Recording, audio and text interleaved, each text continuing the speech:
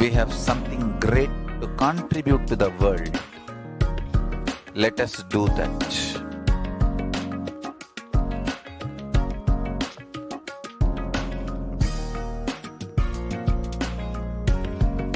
E-Kailasa is proper customized spiritual service helping you to identify your root patterns of suffering.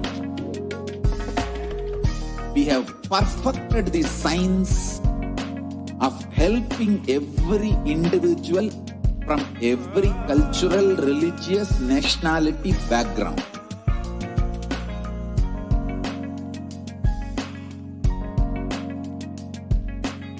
You will have lowest reactionary assumptions, highest awakened response, alive response for life continuously.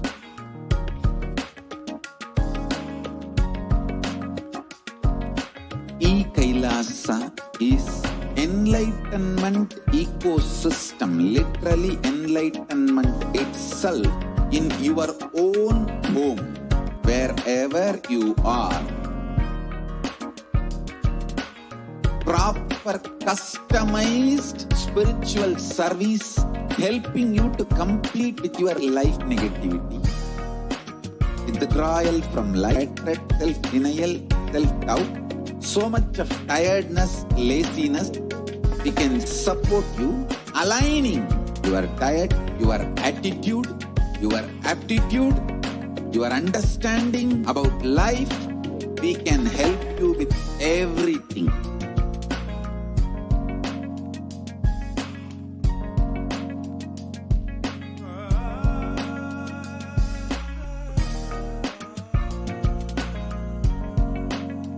If you are interested in enlightenment, we will immediately bring this to you. If you are not interested, we will explain the whole science, inspire you and make you interested in enlightenment time. We need to cater this enlightenment science to the whole world wherever they are, because enlightenment is the birthright of all human beings. Kailasa is responsible to provide that to all human beings.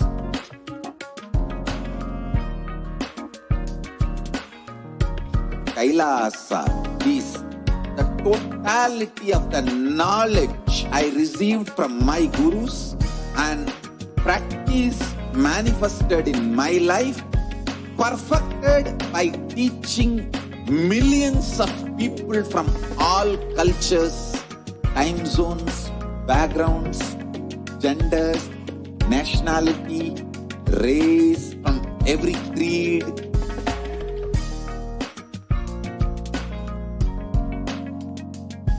So this absolutely perfected knowledge available to you, served to you in your home without even you moving out of your couch, free of cost.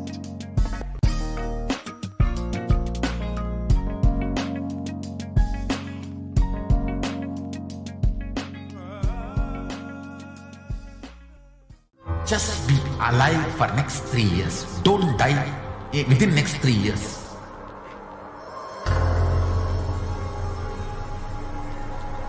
Just don't die within next 3 years. Be alive. Somehow be alive. I'm working sincerely. I will reach you somehow. Somehow I will reach you. It's my commitment to humanity.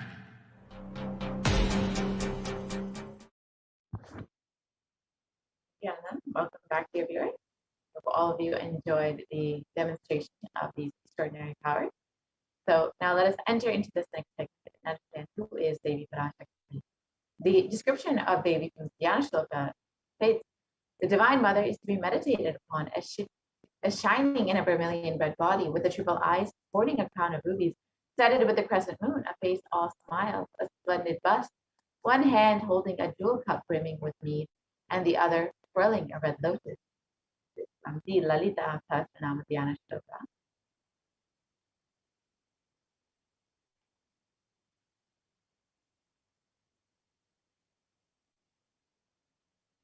And it continues on. I meditate on the great Empress. She is red in color, and her eyes are full of compassion, and holds the noose, the goad, the bow, and the flowery arrow in her hand. She is surrounded on all sides by powers such as Anima, and she is the self within me.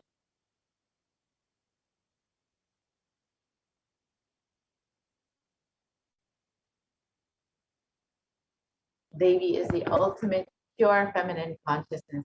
Parashakti is the cosmic mother. It is her cosmic womb from which billions and billions of universes come out and go in.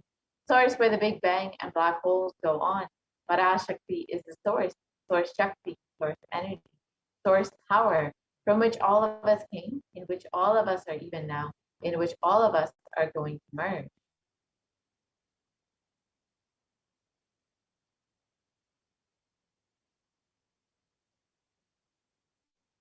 Out of her extreme love and compassion, Parashakti herself is manifesting through the embodied form as the Nijavatara of the Supreme Concept of Hinduism, Jagat Guru Mahasanidana, His Divine Holiness, Bhagavan Nithyananda Paramashivam, gracing us, answering all of our questions, attending to our prayers, giving boons, healing us, revealing our past, present, and future, delivering profound spiritual truths, and ultimately giving us the experience of Paramashivoham itself.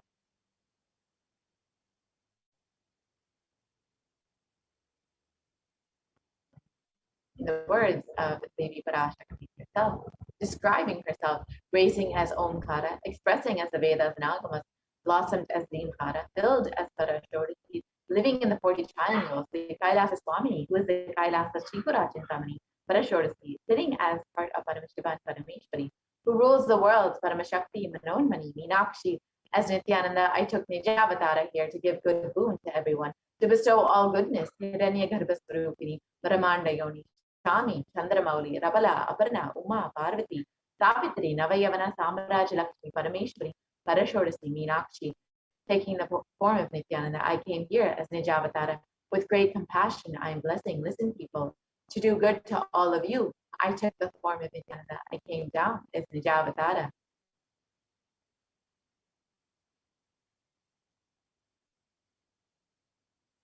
Continues on, raising in Omkara, blossoming as Shiva, Shiva manifesting as the source of existence, the powers of existence, the expression of existence, from the oneness of Om, blossoming into two as Prakriti and Purusha, blossoming as three, as the three Shaktis, Jnana, growing as the four Vedas, expanding as the five Panchavadas, beyond the six chakras, filled as the Gotras of the seven Rishis, expanding as the 8 directions, existing as the 9 grahas, blossoming as the 10 Indriyas, being as the 11 Rudras, creating all the world, bringing to light hell and make truth blossom, and to do good.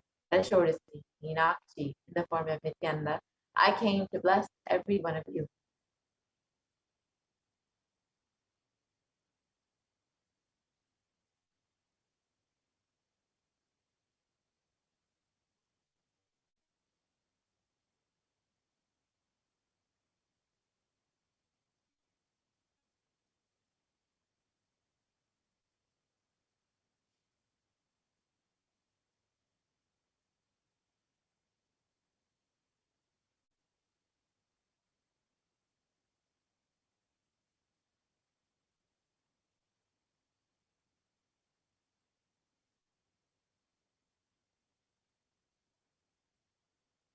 So how can we receive Devi Parashakti? In the words of the Supreme Concept of Hinduism himself, literally you are seeing Paramashiva and Parashakti at that moment. She is there in your screen, so always receive her very traditionally. Keep 2 betel leaf, 1 banana, 1 betel nut, and 1 coin in front of the screen. Watch the Devi Darshan. The coin is considered the traditional dakshina in the Hindu tradition. It can be even the lowest value. In India, it can be even 1 paise. In the US, it can be even 1 cent. I am not trying to monetize. Keep even 1 cent. It is okay. So for 100 days, if you have darshan, it will add up to $1. In India, even 1 paise is okay.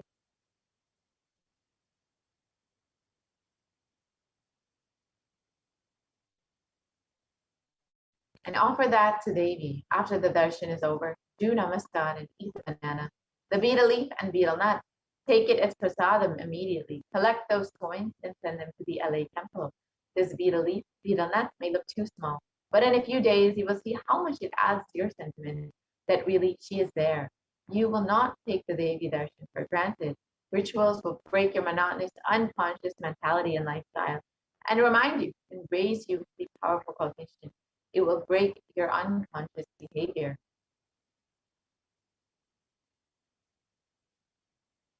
So how can we set up our tambulam? You can set it up with 2 betel leaf, 1 banana, 1 betel nut, and 1 coin. You can offer that on a plate to Devi Parashakti every time you have darshan. You put it in front of your screen and receive Devi and the grace and blessings of Devi. And you will see how much your connection with Devi grows with this simple gesture and how much you experience Devi in your own life.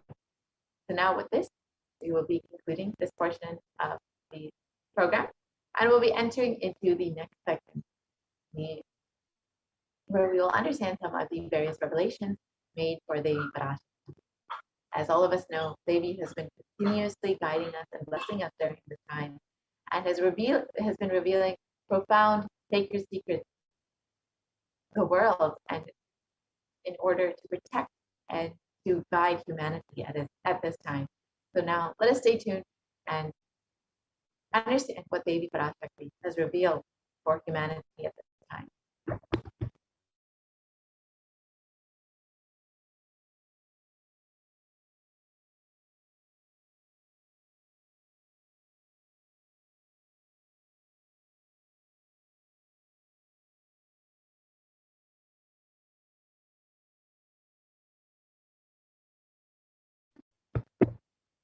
So first, let us understand the compassion of the avatar in the Guru Padaka Stotram, composed by Adi Shankaracharya. The very first verse describes how the Guru Padaka, the sacred feet of the Guru, is the boat that helps us cross the Ananta Samsara Samudra, the seemingly endless ocean of samsara or suffering.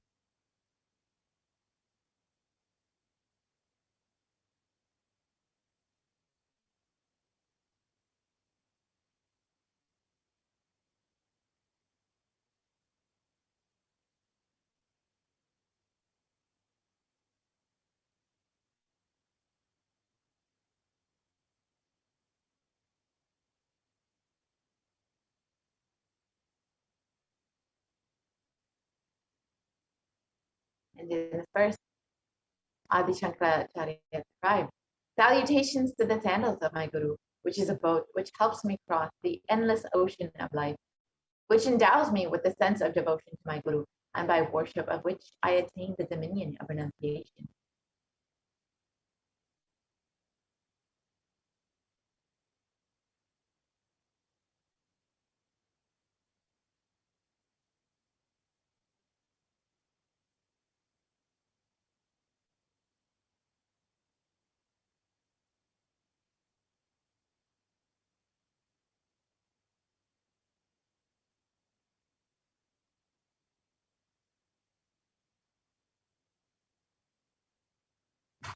Many of us have been feeling stuck in the same ocean, being unable to navigate ourselves and lost in the overwhelming vastness of the suffering that surrounds us during the Pralaya, the great deluge.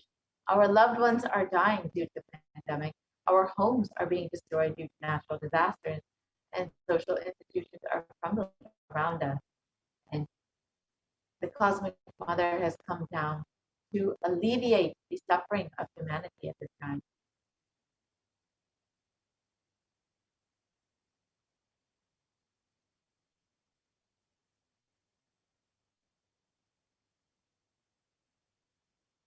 It is at this time that the Supreme Concept of Hinduism, the incarnation of the cosmic consciousness, had, out of his love and compassion, having taken the spiritual responsibility for the superconscious breakthrough of the whole of humanity, is manifesting Devi Parashakti, the cosmic mother, and guiding and healing the whole world, as literally the boat that sails us through this pralaya, the cosmic loop.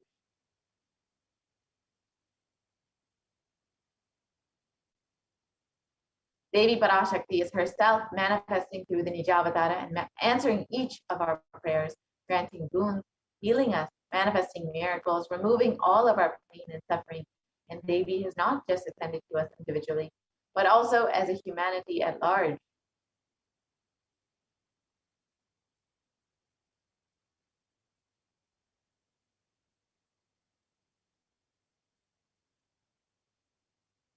And Devi Parashakti has guided the whole of humanity in the form of revelations of profound sacred secrets of Sanatana Hindu Dharma.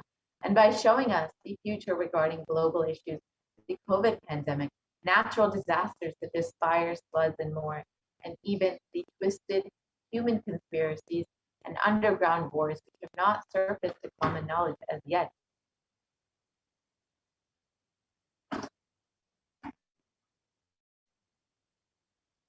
In this segment, we will be elaborating on the statistical, scientific, and scriptural references of each sacred revelation, which is manifested precisely as the same guidance emerged from Devi Parashakti for us to imbibe deeply and to start following as Devi Parashakti continues to protect us until this storm ends and we are safely harbored at the shores of our consciousness.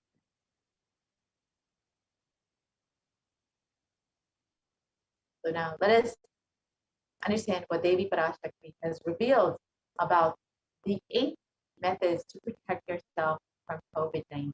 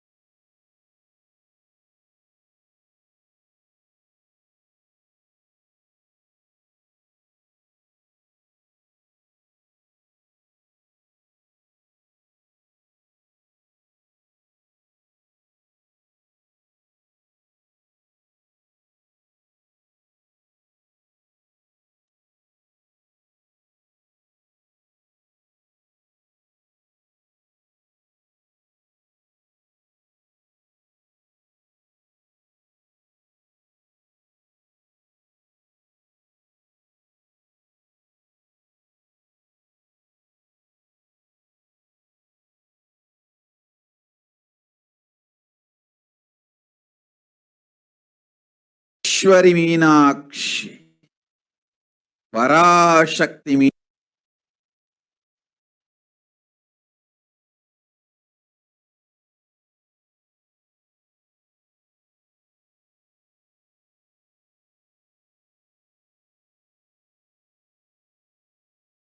Parashodasi Meenakshi, Parameshwari Meenakshi, Parashakti Meenakshi, இங்கு எழுந்து அருளினோம் எல்லோர்க்கும் ஞானமும் தன்மையும் தந்திட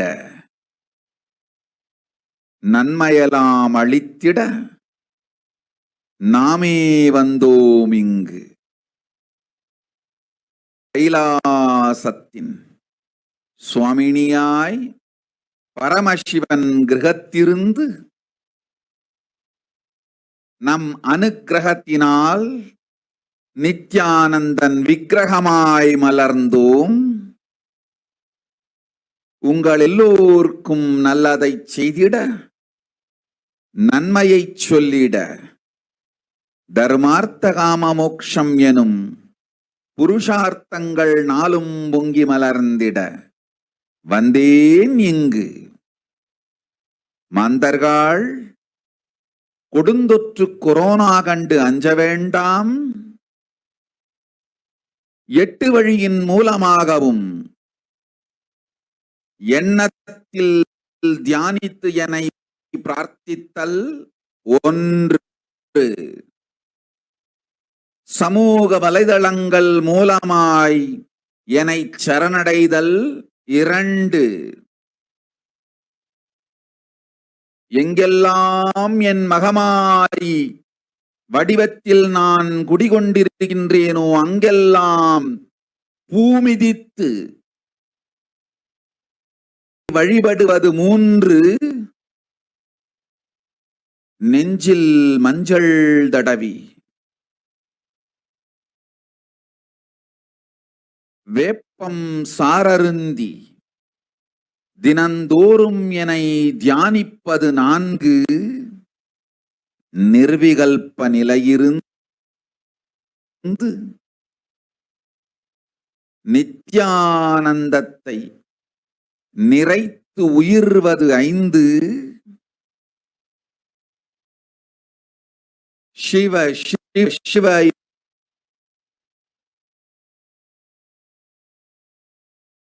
எனும் பிரபஞ்ச பெரும் நாதத்தை அஜபா ஜபமாய் நிகழ்த்தல் 6, நிறைவான பூரண மனத்தோடு வாழைப்பழத்தோலும் வெங்காயமும் குதிகாலில் வைத்து 10 நித்திரையில் அடங்குவது 7, பூரணமாய் பரிபூரணமாய் அருணாச்சல ஸ்மரணையில் நினைப்பும் மறப்பும் அருந்த உணர்வு ஸ்மரணையில் அகம் அகம் என ஸ்புரிக்கும் அருணாச்சல ஸ்மரணையில் ஆனந்த ஸ்புரணத்தில் இருப்பது 8 எனும் 8 முறையிலும் என எண்ணியோர் அத்துணை பேருக்கும் இல்லை கொரோனா கொடுந்தொற்றின் தாக்கமும் கொரோனா கொடுந்தொற்றின் பயமும் கொரோனா கொடுந்தொற்றின் வாழ்வீர்கள் வளத்தொடு நல் ஞானம் யோகத்தொடு நிம்மோடு நானே நீயாய் நீயே நானாய் நல்வாழ்வு வாழ்வீர்கள்.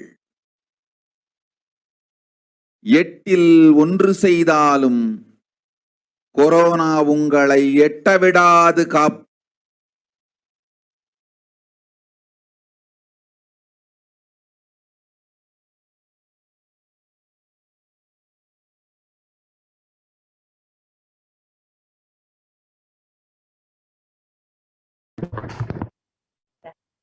So now let us look at the translation of Devi's revelation.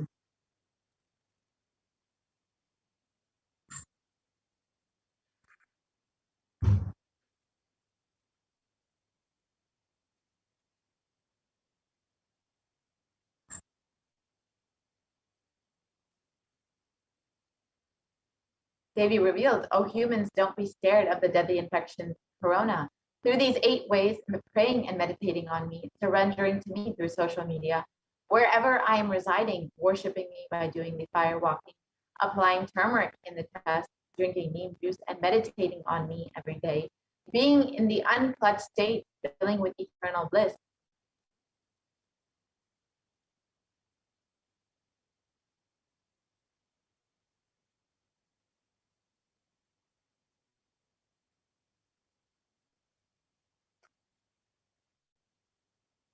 doing the Ajaba Ajaba, the cosmic sound, Shiva, Shiva, Shiva, with complete mind, applying banana peel and onion in the heels and going to sleep, being in the state beyond remembrance or forgetting, in the Adonai that blossoms as aham, aham, in the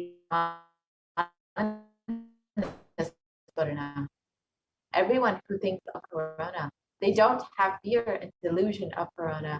You will live with prosperity, with wisdom and fortune. Me with you, you as me as you.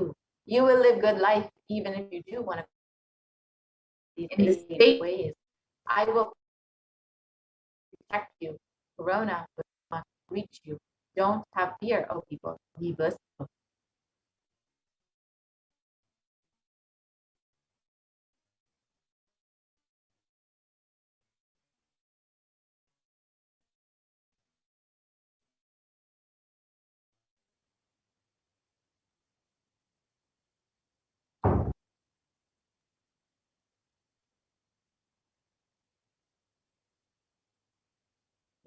the above revelations, Devi Parashakti has revealed the 8 methods to protect all of humanity from COVID-19. We're now going to benefit behind each of these methods that Devi Parashakti has revealed.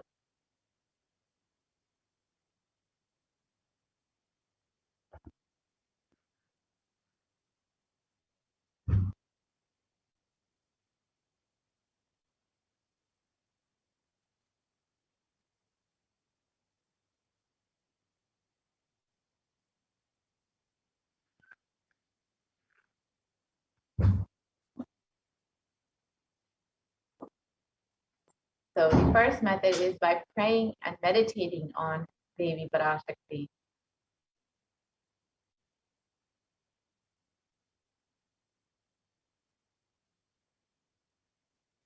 And science has extensively studied the benefits of meditation, and Healthline has published 12 of these science-based benefits.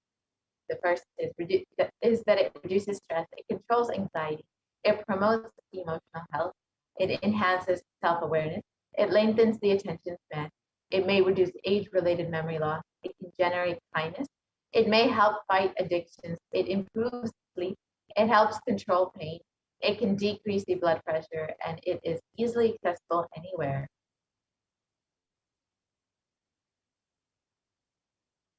And a study has been published by the U.S. Department of Health and Human Services, and it shows how meditation has a direct impact on both our physical as well as our mental health.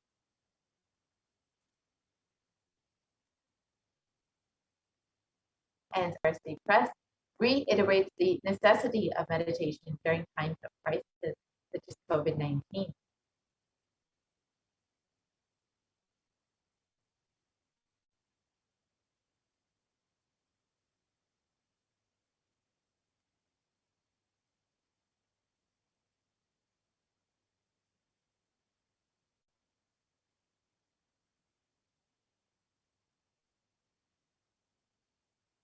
So research has been published by Everyday Health, which shows the benefits of prayer and spirituality and how it protects the emotional health. And this is by offering a bigger sense of purpose, by providing social support, by lifting the spirit, and by helping you cope with difficulties. So now let us listen to what the avatar has revealed directly about the impacts of meditation on the brain and how the avatar has directly demonstrated these impacts through scientific experimentation.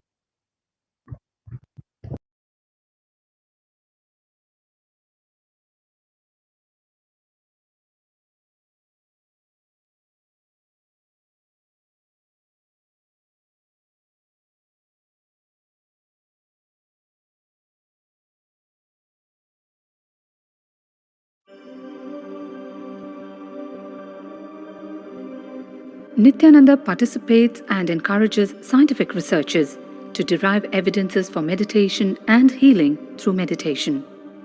Dr. R. Murli Krishna, President COO, Integris Mental Health and James L. Hall Jr., Center for Mind, Body and Spirit, Oklahoma in US, and his team invited Nithyananda to derive scientific evidences for meditation and the state of his enlightenment.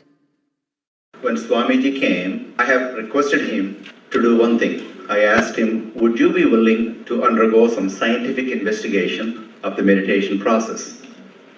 He very cheerfully agreed without one complaint. He went for 3 repeat sessions for PET scanning and 3 repeat sessions for quantitative EEG sessions. And these are really not very easy tests to go through. It requires a lot of willingness to do that. So we did that. Because if a meditation process is doing something to your brain, we should be able to detect that. Scientific findings are verifiable. They are replicable. You can replicate them, duplicate them. So Swamiji went through those sessions and we found some interesting findings. In PET scan, they inject a radioactive dye which goes and sits in parts of the brain that are active. In the normal, non-meditative state, the brain is very active. And when we are seeing someone, the rear end of the brain, the visual cortex, is very active, as shown in the diagram.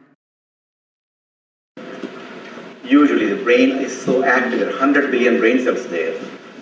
But what meditation does is something very interesting. It shows the frontal lobes getting more active. The frontal lobe is where you have judgment, wisdom, reasoning. Here are some of the brain scans I'm going to share with you. This is alert, non-meditative state. The second one is 30 minutes into 30 minutes meditation. Look at the frontal lobes, how they light it up. They light it up big time. 60 minutes of deep meditation, and here is a deep, deep level of meditation where it lights up significantly right here. Right in the middle. Probably 1.5 inches, 2 inches deeper.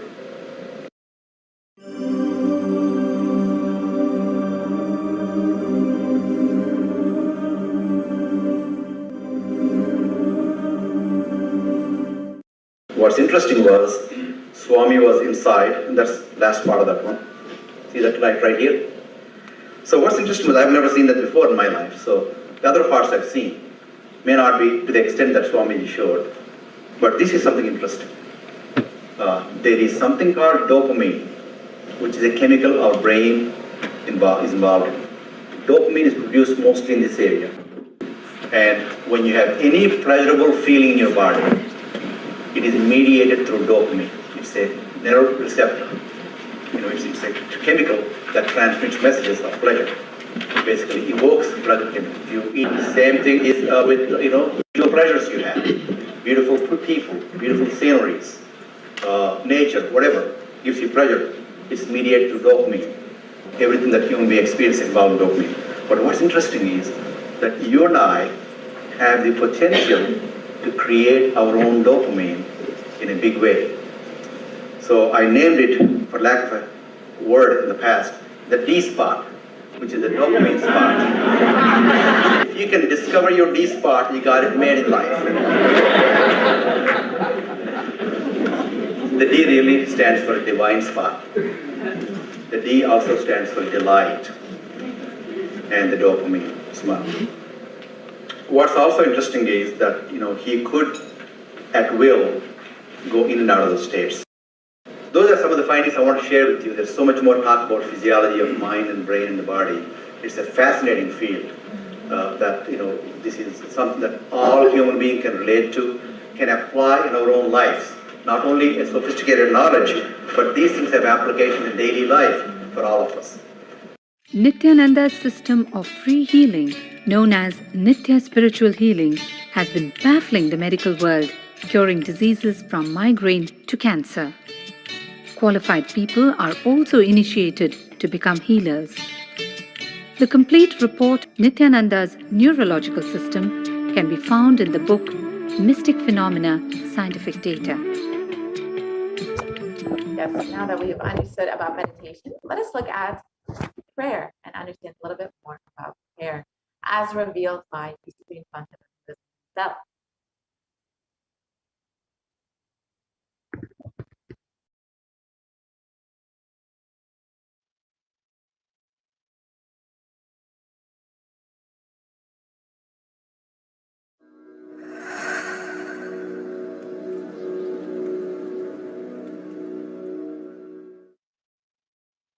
If you are not allowed to do yoga, made to believe early morning sleep is the best thing in your life, you are tortured, you are abused, your divine rights are violated. If constantly inspired to do yoga early morning, Brahma Muhurta time, and everyday puja, sit that 30-40 minutes and melt down by feeling connection. Understand? Nothing can be compared to prayer to bust your stress. I tell you, prayer is the best stress buster. Deep feeling connection and tears rolling in your eyes and melting down. Prayer to Paramashiva. Intense yearning, Vyakulata, talking to Paramashiva, relating to Paramashiva. Nothing can be compared to that to bust your stress. I tell you, every day puja is an ultimate recharging experience. If you do everyday puja,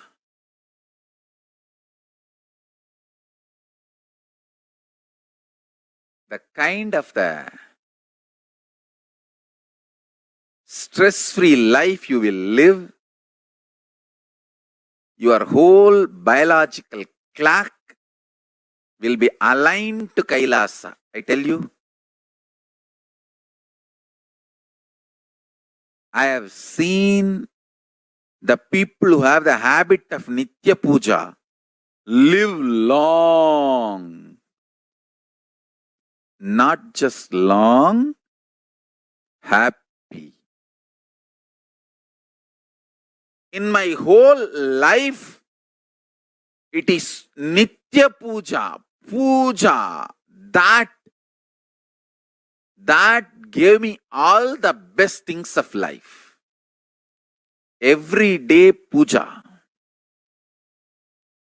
relating with the deities is the best stress buster.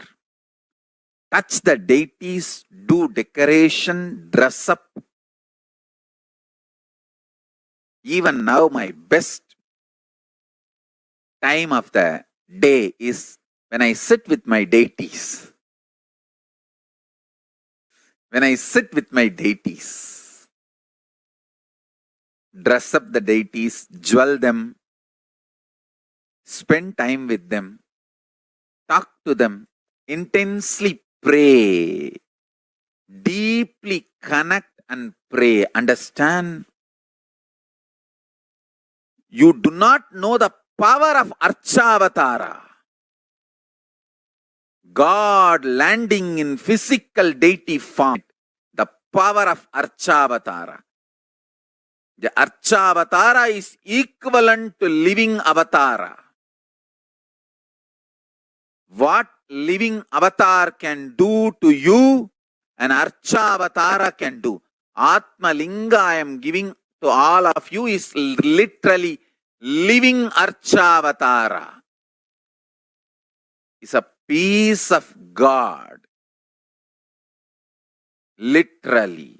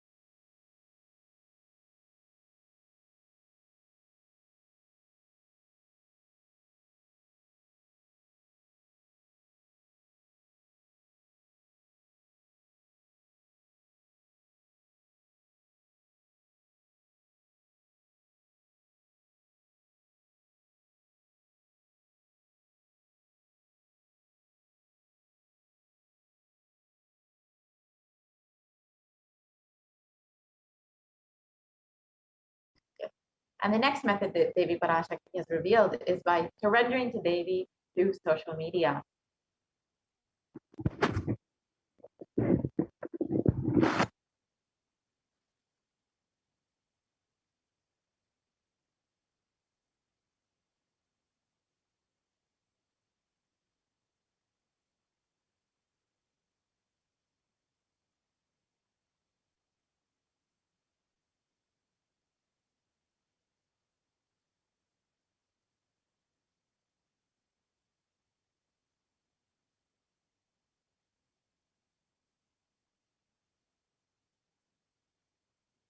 So during the Akashic, Parashakti gives us the opportunity to connect with her through various social media platforms and attends to us individually through our prayers and showers us with blessings and boons.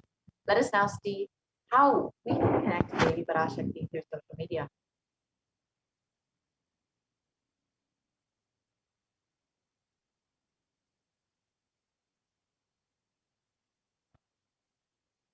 So the first way to connect with Devi is through YouTube. So you can visit Kailasa's HDH Nithyananda YouTube channel, and you can go ahead and join as a member. And once you've joined as a member, you can ask your questions during the live Parashakti Akashic readings in the comment section.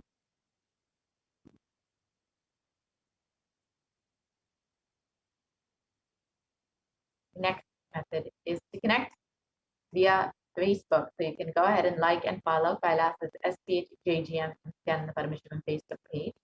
And once you've done that, you can ask your questions in, again, the live Facebook, under the live Facebook video in the comment section.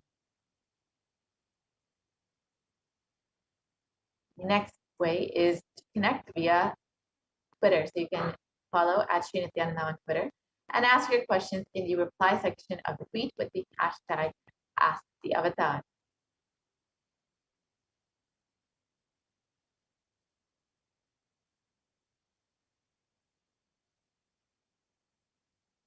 And the next way is to connect via Instagram. So you can follow Sri Nithyananda on Instagram, and you can ask your questions in the comment section.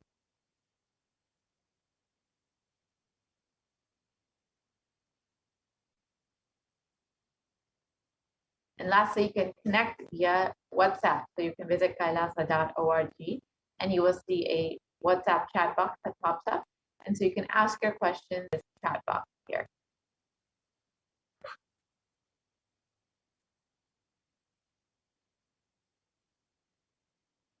So here you can watch a short video clip of Devi Parashakti blessing people.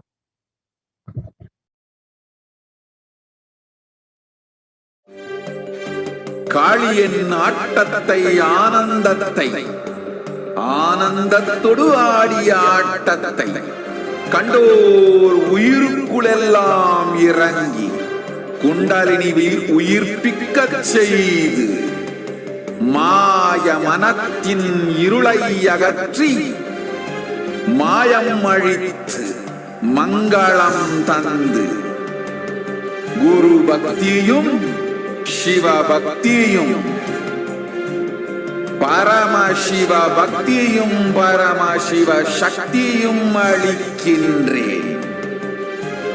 மனமாயை விடுத்து குரு பதத்தை பற்றுங்கள். நித்யானந்தமாய் நிஜாவதாரமாய் வந்துதித்த என்னை பற்றி வாழ்வில் எல்லா நலமும் பெற்றிடுங்கள்.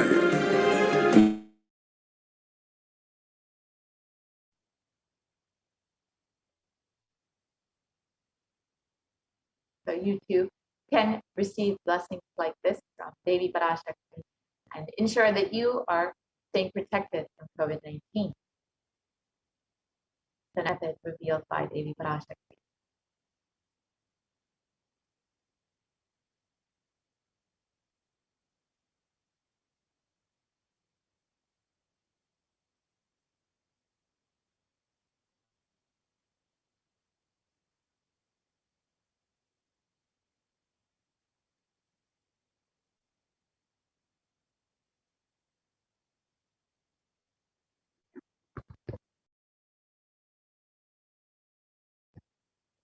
Sorry for the technical glitch. We'll be right back with the slide. As we are waiting, we can go ahead and take some time now to go ahead and join as a member of Kailasa's HDH Nithyananda Paramashivam YouTube channel. So as Devi revealed, this is one of the easiest ways to connect with her and to ensure that you are constantly staying connected, protected, and in the high state of enriching with Swamiji and with Devi's continuous blessings. So it's a very simple process, as we saw earlier. You can just go to Kailasa's SPH Nithyananda Paramashivam YouTube channel, and you can click the join button next to the membership button, next to the subscribe button. And once you've done that, you can choose whichever level of e-Kailashan you would like to be, and you can go ahead and join as a member.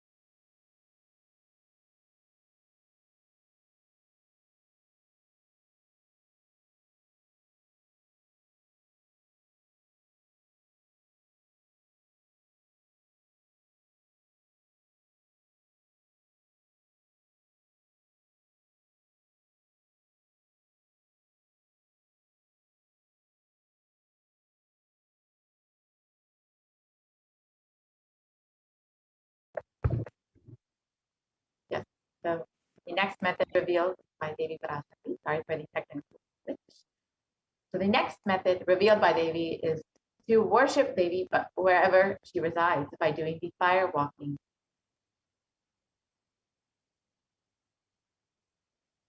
So fire walking is an alchemy process, and our rishis and munis have been adept and master in every field, in the words of the Supreme Concept of Buddhism himself, whether health or keeping the society safe, and every field.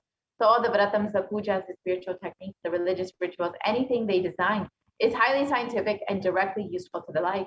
Coronavirus will not affect you at all because that fire walking time, the small blisters you get just shoots up your whole immunity. That power, the power to protect yourself from any virus or any problem, it's actually a powerful technique. It's a very powerful technique followed in those days, especially during this season. Especially that is done very traditionally, systematically. If you had even small blisters, and even if you did not have any blisters, you are protected already from corona problem. You will not be affected at all. Corona will not work on you. It will not affect you, and don't worry. It is a traditional way of making you immune. Actually, it's a traditional vaccination process. It's 11 feet lengthy, burning live charcoal on which you are supposed to walk with the traditional powerful music, which activates your limb system, that mukulam, we call it in the back of the neck. This music will feel like it is hitting the back of your neck and your whole detox system will be awakened. In that peak altered state of consciousness, you should walk on fire. Not just like that, you will first awaken, trigger the detox system, and then walk on fire, the 11 feet fire pit. And if you do for one fire walking, you are absolutely protected from corona. Pray to Mahamariamman and do the fire walking. That is it. It's like a traditional, powerful vaccination. Pray to Parashakti Mahamari and do the Patipatni Vratam. Do this traditional fire walking and you are absolutely protected from coronavirus. No need to panic. Traditional vaccination, traditional, natural, organic, no bad side effect vaccination is the Hindu fire walking.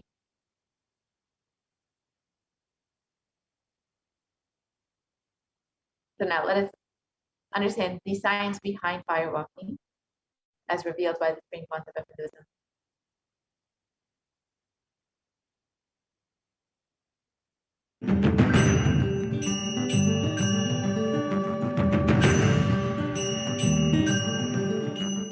All these transmutation processes means balancing the system and awakening the whole consciousness to your whole body is what I call transmutation processes. Some parts of your body becomes insensitive to the existence because of the job it is doing, like a feet. Because of the continuous walking, it becomes insensitive. Your cheeks, how they are sensitive, they don't become they lose sensitivity to the reality. But for the complete Kundalini awakening, your whole body needs to be alive and experiencing the reality and ability to experience the higher consciousness. That is the reason we have the process of firewalking.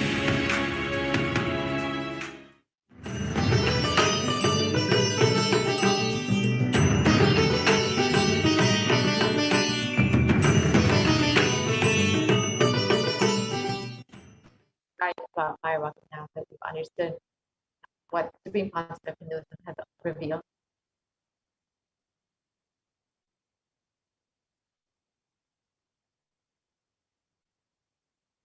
And you can watch this video of the Supreme Concept of Hinduism doing the fire walking.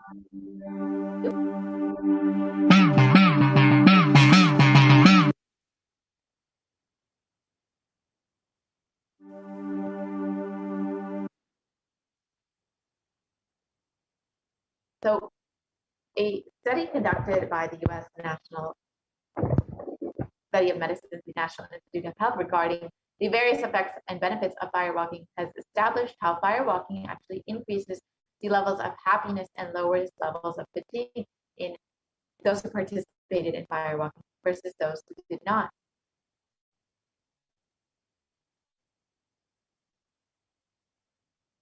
And the next method is by applying turmeric on the chest, drinking neem juice, and meditating on Devi Parashakti every day.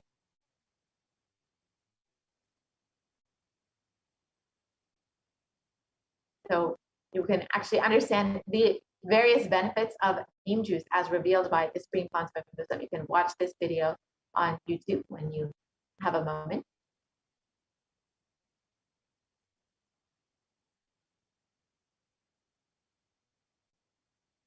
So let us understand what modern science has to say about turmeric. And traditionally, turmeric is known for its anti-inflammatory effects.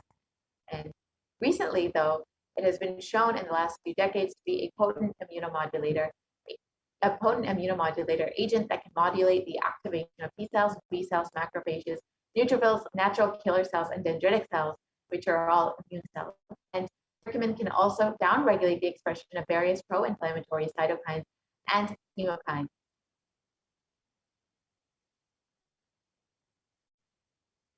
This research from the U.S. National Center for Biotechnology Information shows that turmeric can modulate the activation of various immune cells as well as enhance the body's antibody response.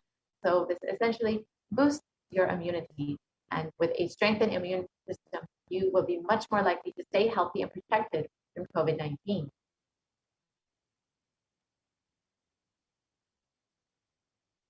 And in India.com, it was reported that neem can help in fighting against corona.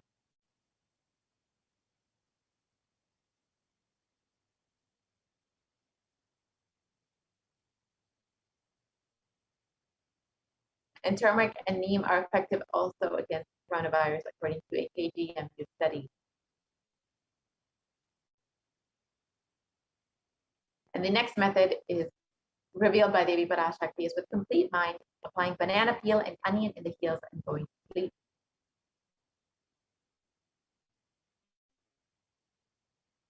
So here is how you can do this. It's a very simple process. You can just put onion or banana peel on your heel, put a sock over it and sleep, and this will completely detoxify your whole body and, of course, protect you from COVID-19.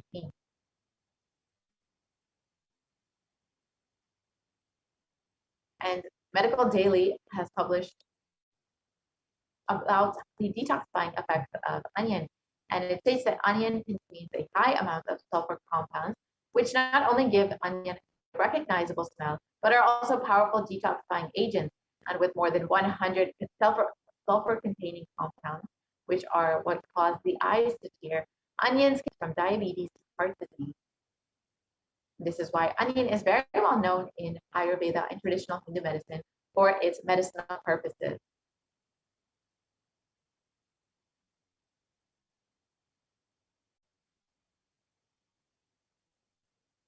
And a review in the Journal of Phytotherapy on the detoxifying effects of onion has stated that compounds from onion have been reported to have a range of health benefits, which includes anti-carcinogenic properties, antiplatelet activity, antithrombotic activity, anti-asthmatic, and antibiotic effects.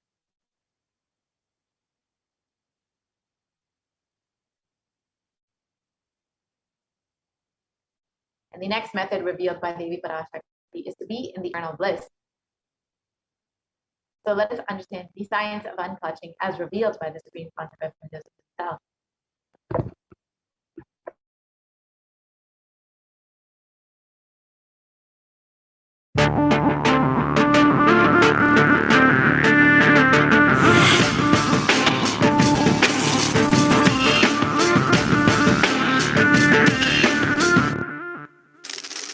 The brain is the organ which controls our whole physical being. Once our brain has been imbalanced, it will then transmit that imbalance throughout the whole body. Thought forms are pure energy that have the ability to influence people and everyday events in life. According to science, our brains generate an electromagnetic field which may be measured by such instruments as an encephalograph. This electromagnetic field is generated by the brain every time we think, and as our mind is never still, we may be compared to perpetual power generators. Fear produces nervous disorders.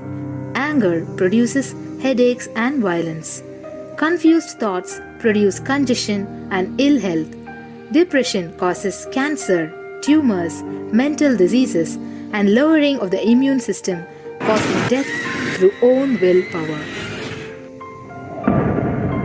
Our thoughts generate intricate energy patterns which can be detected by sensitive equipment and seen by clairvoyant individuals. These energy patterns are known as thought forms. Surprisingly, thought forms are shaped by the thoughts themselves. Each of us creates hundreds of thought forms every hour and release them into the environment.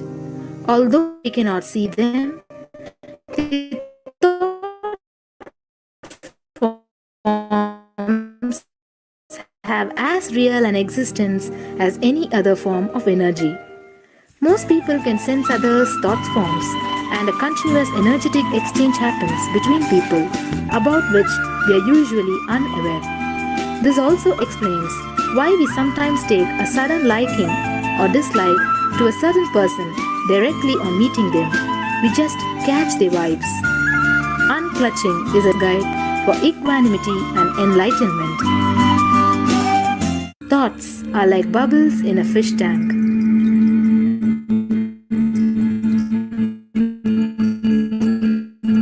Just as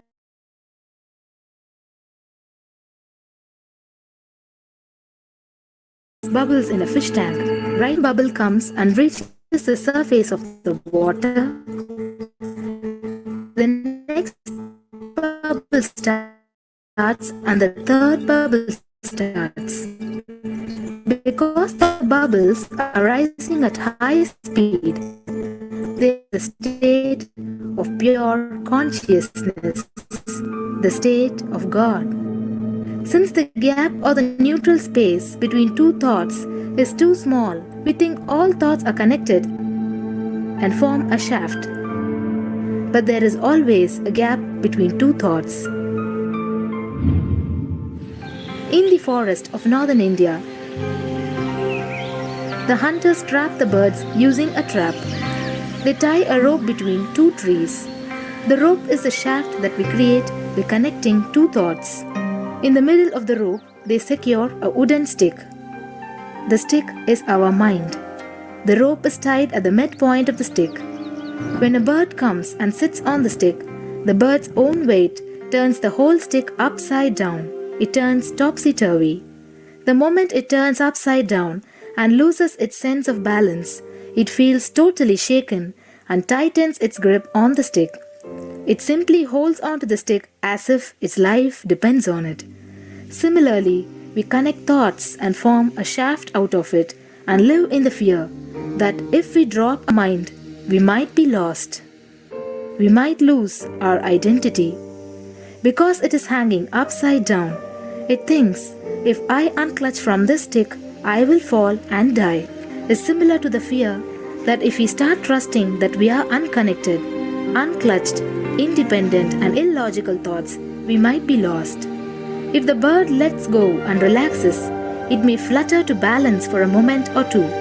When it leaves the stick, maybe for a few seconds, it will fall, but then it will adjust itself and start flying. In the same way, we hold on to whatever we think is our identity and security, our education, our mind, our life, our relationships, or our bank balance.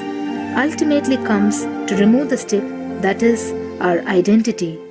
Just like the bird, we don't realize that if we drop our mind, at that moment we can become a Paramahamsa. That very moment we can be liberated.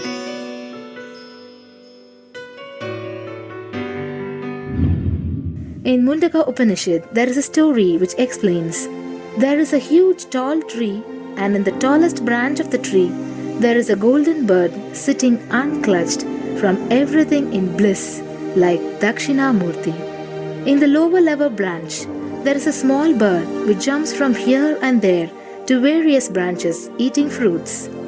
When it eats a bitter fruit, it feels bad. Whenever she eats the bitter fruit, she sees the bird which is looking above silently like Dakshinamurti and feels why I should not be like that bird. But unfortunately, when the same bird, when it eats tasty fruit, it forgets the bird sitting above it.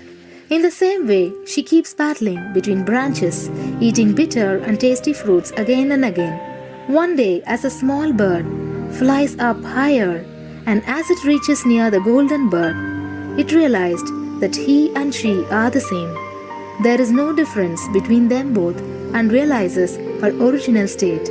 The small bird realizes that she also can be in the same state of the golden bird and become a Paramahamsa. This moment, trust yourself. Don't bother about losing your identity.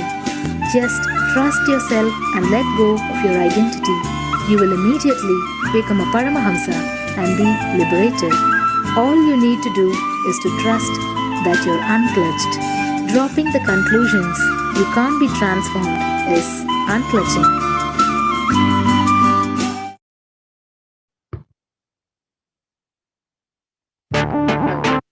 Now that you've understood the science of unclutching, you can take a few minutes in your time, in your day, when you get a few minutes, to experience this state of unclutching.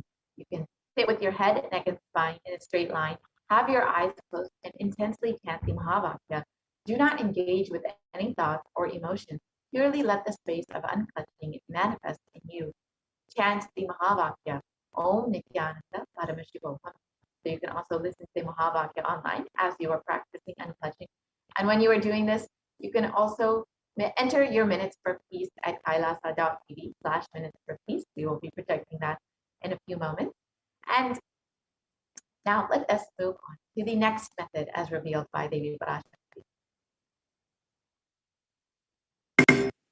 The next method is to do the Ajaba Ajaba of the cosmic sound, Shiva, Shiva, Shiva.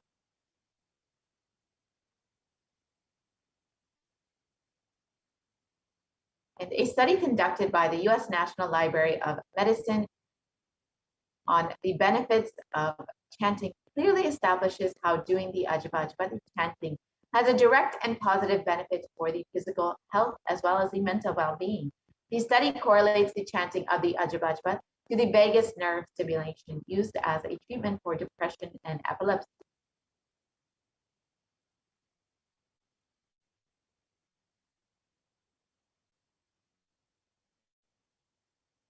Here you can see the rest of the study.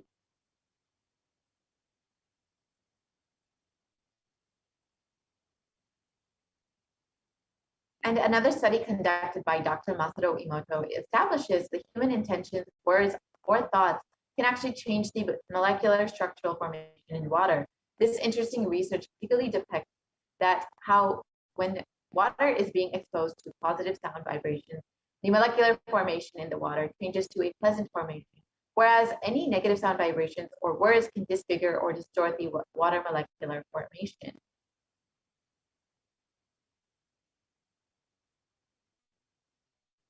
So you can see how water molecule, how the water molecule becomes these beautiful snowflake-like structures when it is exposed to positive sound vibrations or words like passion, thank you, wisdom. And when it's exposed to negative sound vibrations, you can see like heavy metal music or words like I will kill you or you fool. The water becomes disintegrated and disformed. And you can imagine what happens inside of your body, which is composed of up to 60% water when you are chanting the Ajaba Ajaba, powerful sacred mantra.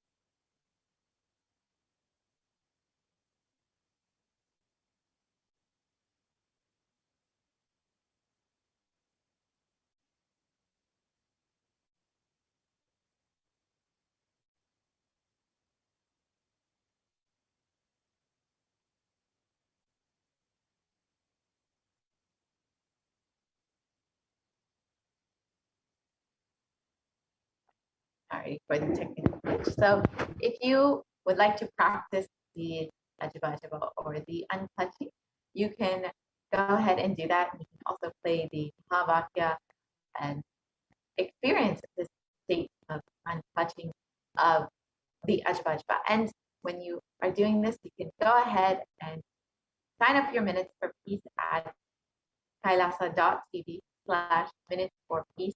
And you can become a part of the Global Unclutching Initiative.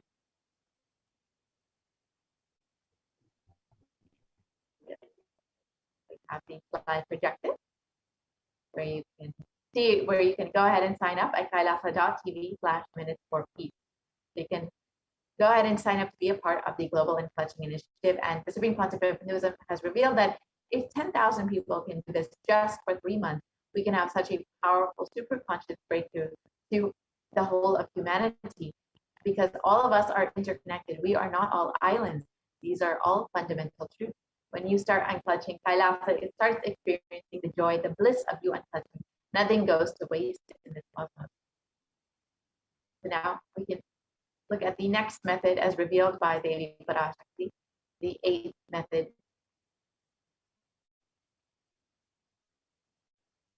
Devi revealed you can be in the state, being in the state beyond any remembrance or forgetting, in the Arunachala Swarana that blossoms as Aham Aham in the Ananda Swarana.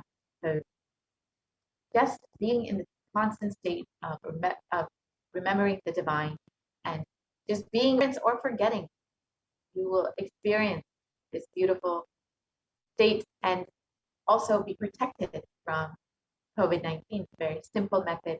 And each of these methods that Devi Parashakti has revealed are independently powerful enough for you to stay fully protected from COVID-19. And one of the first methods that Devi Parashakti has revealed is that you can pray and meditate on Devi in order to protect yourself from COVID-19.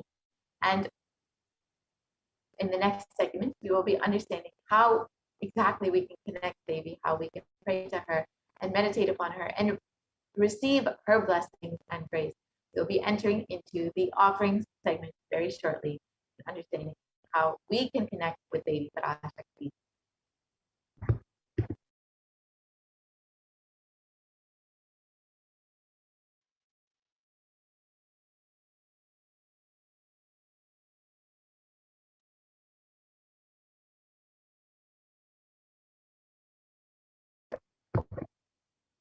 Sorry for the technical glitch.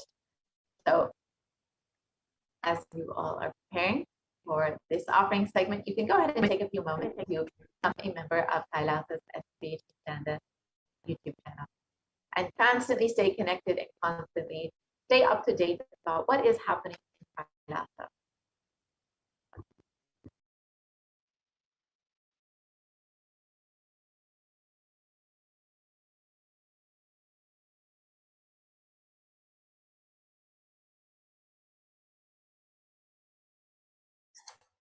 Nithyananda, and welcome back to this segment where we'll be learning more about the various offerings, the traditional offerings we can make to Devi Parashakti today as we get ready to receive her darshan and blessings.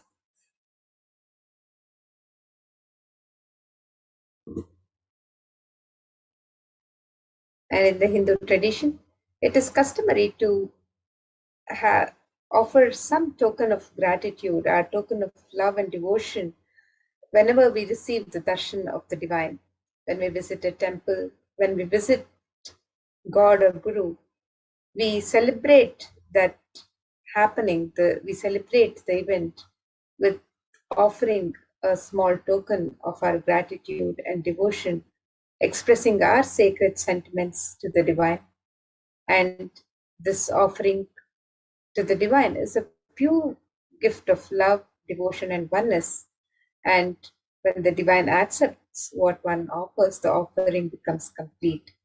Offerings are not made out of fear and greed, but as a pure expression of our sacred sentiments for the divine. And when an avatar lands, the offerings are purely a part of the grand Leela played out only for the purpose of enlightenment.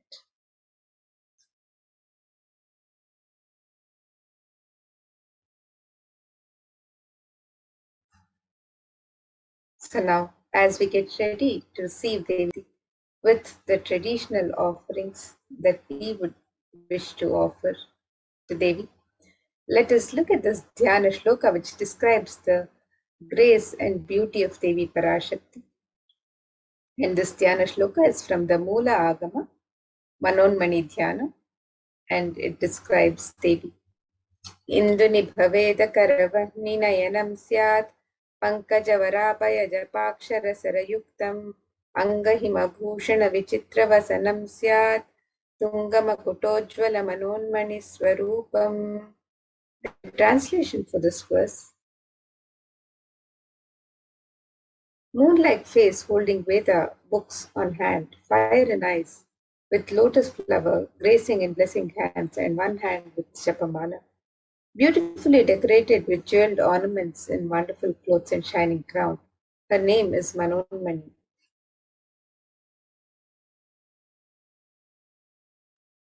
And another verse that describes Devi Parashakti from the Mula Agama Manonmani Dhyana. This verse says, ध्यायेत् देवीं त्रिनेत्रां शशिनिभवदनां वेदहस्तां दधानां सव्ये पद्मां वरदमपरे चाभयं चाक्षमालाम् दिव्यैराभरणैर्विभूषिततनुं ब्रह्मादिभिः पूजितां देवीमेव मनोन्मणिं प्रतिदिनं कामार्थदात्रीं शुभाम्. And the translation for this verse, I meditate on Devi with 3 eyes, glowing like a moon and holding the Veda, lotus and gracing with blessing and gracing hands. She is wearing beautiful ornaments. She is worshipped by Brahma and other many gods and showers auspicious boons for all actions every day.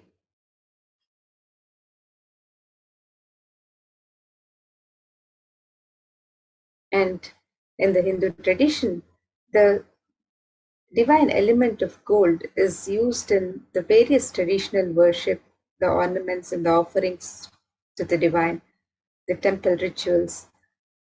It is used in abundance in all of the worship and rituals. So let us look at the significance of the divine element of gold as described in this verse from the Atharva Veda. And this verse says, त्रेधाजुतं जन्मनेदं हिरण्यं अग्निरेकं प्रियतमां बभूव सोमस्यैक्यं इंसितस्य परपतता आपमेकं वेद संरेत अहुतत्ते हिरण्यं त्रिविधस्त्वै विषे. The translation for this verse, triply born by birth is this gold. From the atoms of Agni is one. It becomes dearest to Agni. One fell away from the Soma when it was heard. One they call the seed of virtuous and powerful Apa, the watery molecules. Let that triple gold be for your long life. Gold is a divine element in the Hindu tradition. It purifies anything it touches. It is an element of great spiritual significance and spiritual power, of healing and enlightening. The vibration of gold has the power to infuse sattva energy and positive thought currents in anyone who wears it and in anyone who sees or operates in its vicinity.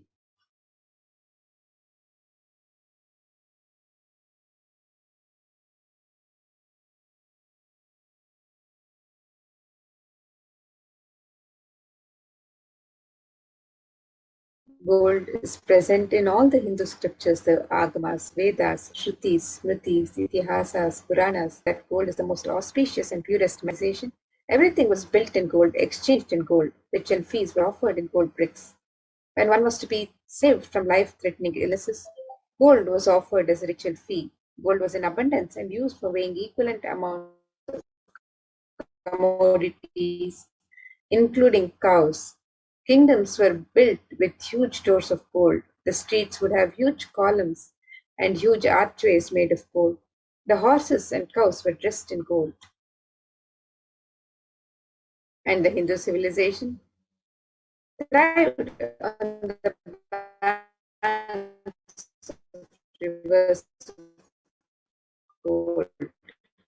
The river was called Hiranmaya, the river of gold in Rigveda. The river Saraswati was called Hiranyavartini in Atharva Veda. Gold is the supreme element for offering in gold. Deities are made in gold and meant energy for thousands of years. And now let us look at the way today. As we get ready to receive traditional offerings can be made on the website www.kailasamela.com/sevas. So first we have the e-hundi offerings, which is in any temple, where you can offer any amount, any offering of your choice, and you can also offer in multiple currencies. You can make the e-hundi offering in multiple currencies and in any amount of your choice. And this is a pure expression of your love and devotion to Devi Parashakti. So let us look at this verse which describes Devi's love for true devotion. It says, Bhakti Priya Bhakti Gamya Bhakti Vashya Bhayapaha Shambhavi Sharadaratya Sharvani Sharmadaini. The translation of this verse, it says Devi is fond of true devotion and is realized through true devotion. She can be won over through true devotion, and she removes all fear. And if there's any fear in the minds of the devotee, Devi is sure to remove that fear.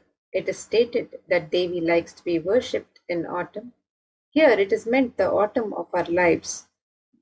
When thoughts turn more and more inwards, the role of the divine is known and understood clearly. The need for Devi worship then becomes stronger. Shambhavi is the consort of Shambhu, Lord Shiva. Sharadharatya is the one who is worshipped by Devi Sharada, Devi Saraswati herself. Sharvani is the wife of Lord Shiva. The Linga Purana says Lord Shiva is called Sharva in his earth form. Sharmadaini is Devi who bestows happiness on devotees.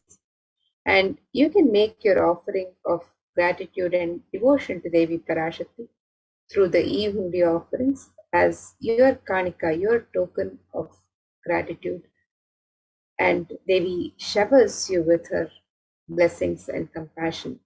So you can make this Evehundi offering on the website www.kailasamela.com/savas.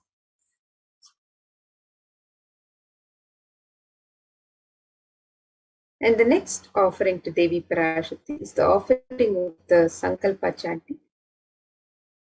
And this is the offering of the conscious resolution that we make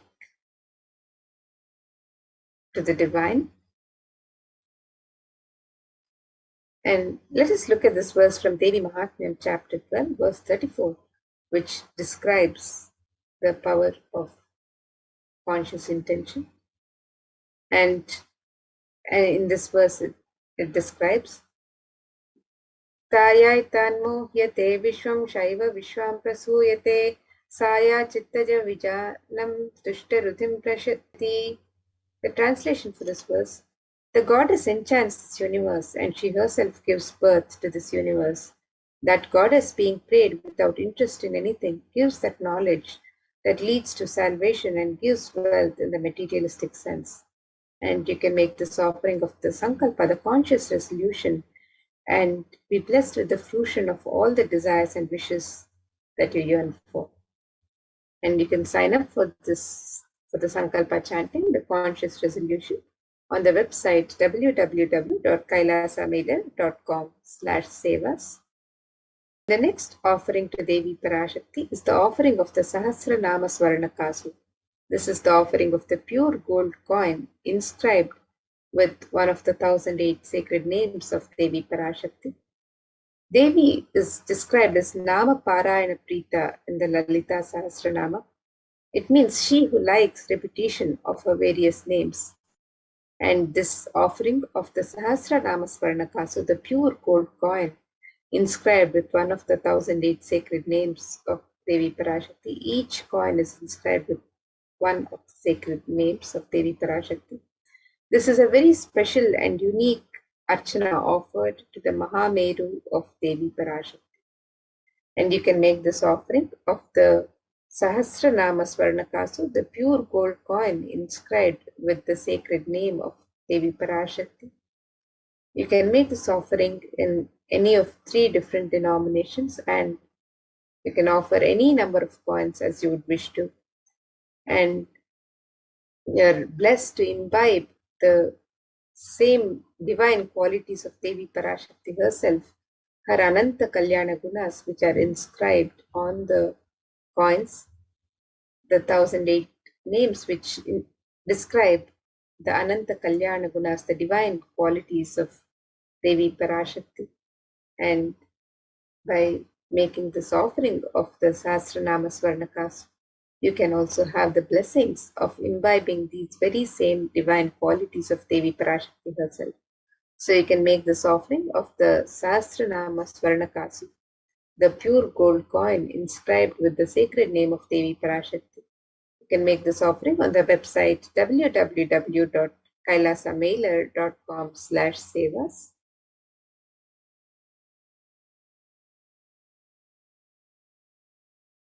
And the next offering to Devi Parashakti is the offering of the Mukta Anguti, the gold finger ring embedded with pearl. Devi is described in various verses. Devi is described as the one who is adorned and decked with pearls and gems. So let us look at this one verse which describes the beauty of Devi Parashakti decked in pearls, gems, and jewels. This verse says, मुक्ताहारलसत्किरीटरुचिरां पूर्णेन्दुवक्त्रप्रभां शिञ्जन्नूपुरकिङ्किणिमणिधरां पद्मप्रभाभासुरां सर्वाभीतफलप्रदां गिरिसुतां वाणीरमासेवितां मीनाक्षीं प्रणतोऽस्मि सन्ततमहं कारुण्यवारां निधिम्. The translation for this verse: I bow to the goddess Meenakshi, whose crown has garlands of pearls and the face shining like a full moon, who wears anklets that are studded with gemstones and has bells, who is shining like the splendor of lotus, who grants all the wishes, the daughter of the mountain, who is worshipped by the goddesses Vani and Rama. I remain ever bowing to the goddess Meenakshi, the ocean of compassion.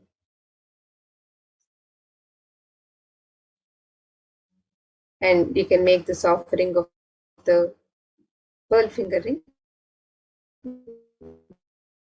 the gold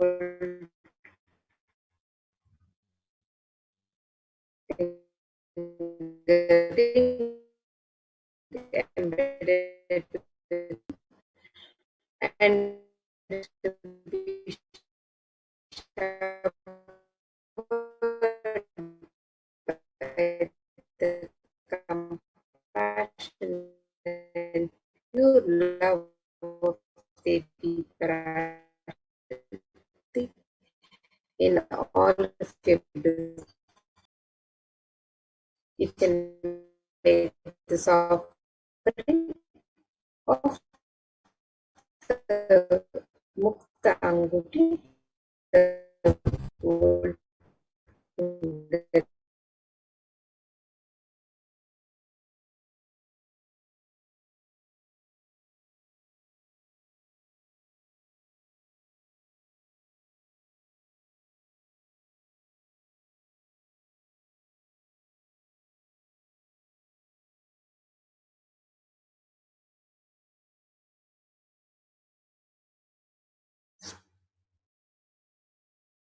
Yes, we apologize for the technical glitch.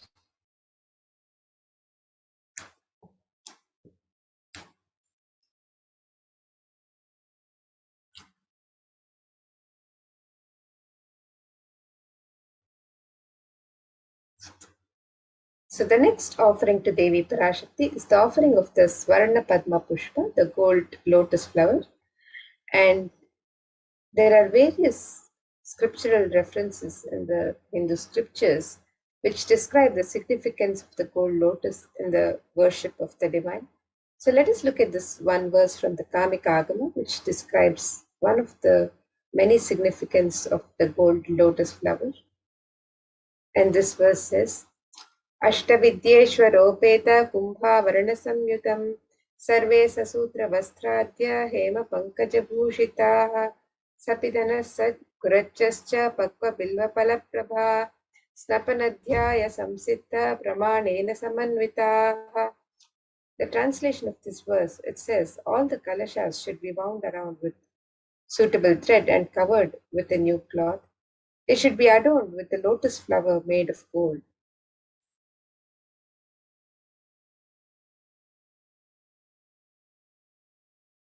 And there are hundreds of scriptural references in the Hindu scriptures for using the lotus in the worship of Paramashiva, in the worship of the divine. Almost everything in the worship of the ultimate, involving the consecration of the deities of worship or meditating on the mudras and asanas used during worship, involves the lotus flower, the lotus leaf, the lotus pericarp, the lotus petals, The lotus is a divine flower in the Hindu tradition. The Shakti of Paramashiva is also called a lotus. The base of the Paramashiva Linga is a lotus. The disciple of Paramashiva is also considered a lotus, the one who is about to bloom. And you can make this offering of the gold in different sizes as you wish to, and be blessed to have the state, space, powers, and being of Devi Parashakti in your inner space amidst any and every adverse situations in life.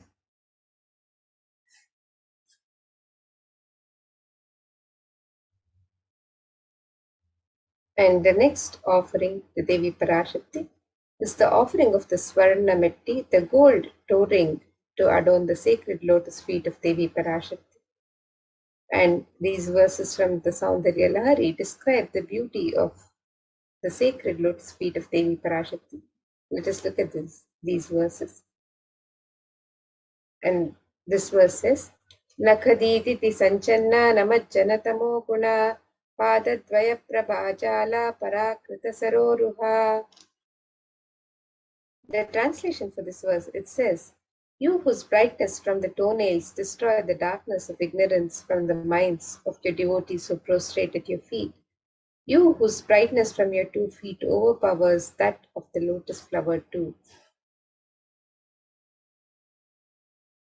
And you can offer the gold toe ring, the Swarna Metti, to Devi Parashakti to adorn her sacred lotus feet and be in constant gratitude for receiving her blessings in even the most difficult aspects of life.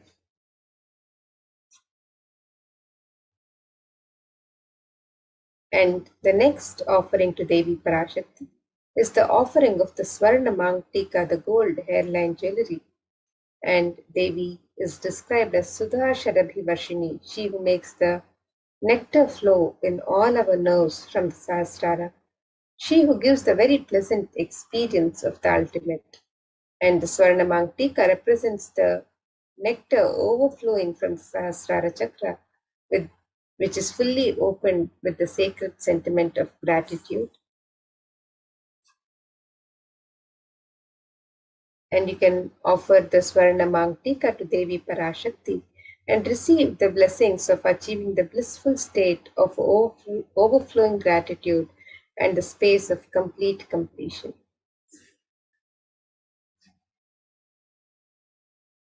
And you can make all of these traditional offerings, the traditional ornaments to Devi Parashakti and the various sevas on the website www.kailasamela.com/sevas.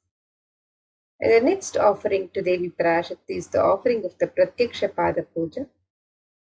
And this verse from Saundarya Lahari describes the grace of Devi Parashakti's sacred lotus feet, the grace of bowing down at her feet, and the compassion she showers on. This verse from the Saundarya Lahari describes that the illumining splendor of Devi's toenails dispel the darkness of the ignorance in the devotees prostrating at her feet, and her feet defeat the lotus in beauty. It states that the nails, which have been sharpened by constantly being touched by the crowns of celestial beings who always prostrate before Devi, the tamoguna in the devotees, which is indicative of the ignorance in the mind of the devotees, and this ignorance is removed by constantly prostrating before Devi, and they attain the ultimate knowledge. So you can make this offering of the Pratyaksha Pada Puja, the most sacred ritualistic offering of gratitude from disciple to Guru. You can make this offering and be blessed with all the auspiciousness and blessings of Devi Parashakti and the Nijavatara, the Supreme Pontiff of Hinduism himself, Jagadguru Mahasannidhanam, His Divine Holiness, Bhagwan Sri Nithyananda Paramashivam. And you can register for this offering on the website www.kailasamela.com/sevas.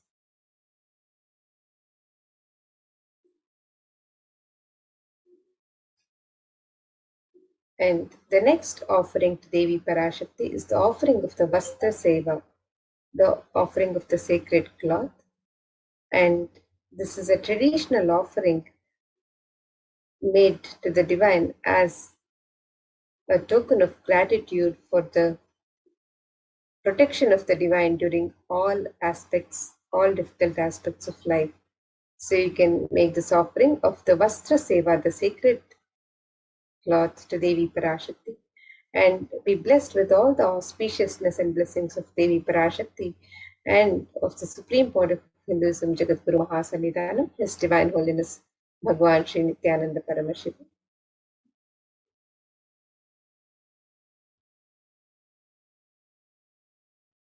And here you can see a summary of all of the offerings that you can make on the website www.kailasamailer.com/sevas. The e-hundi offerings can be made in any amount and in multiple currencies.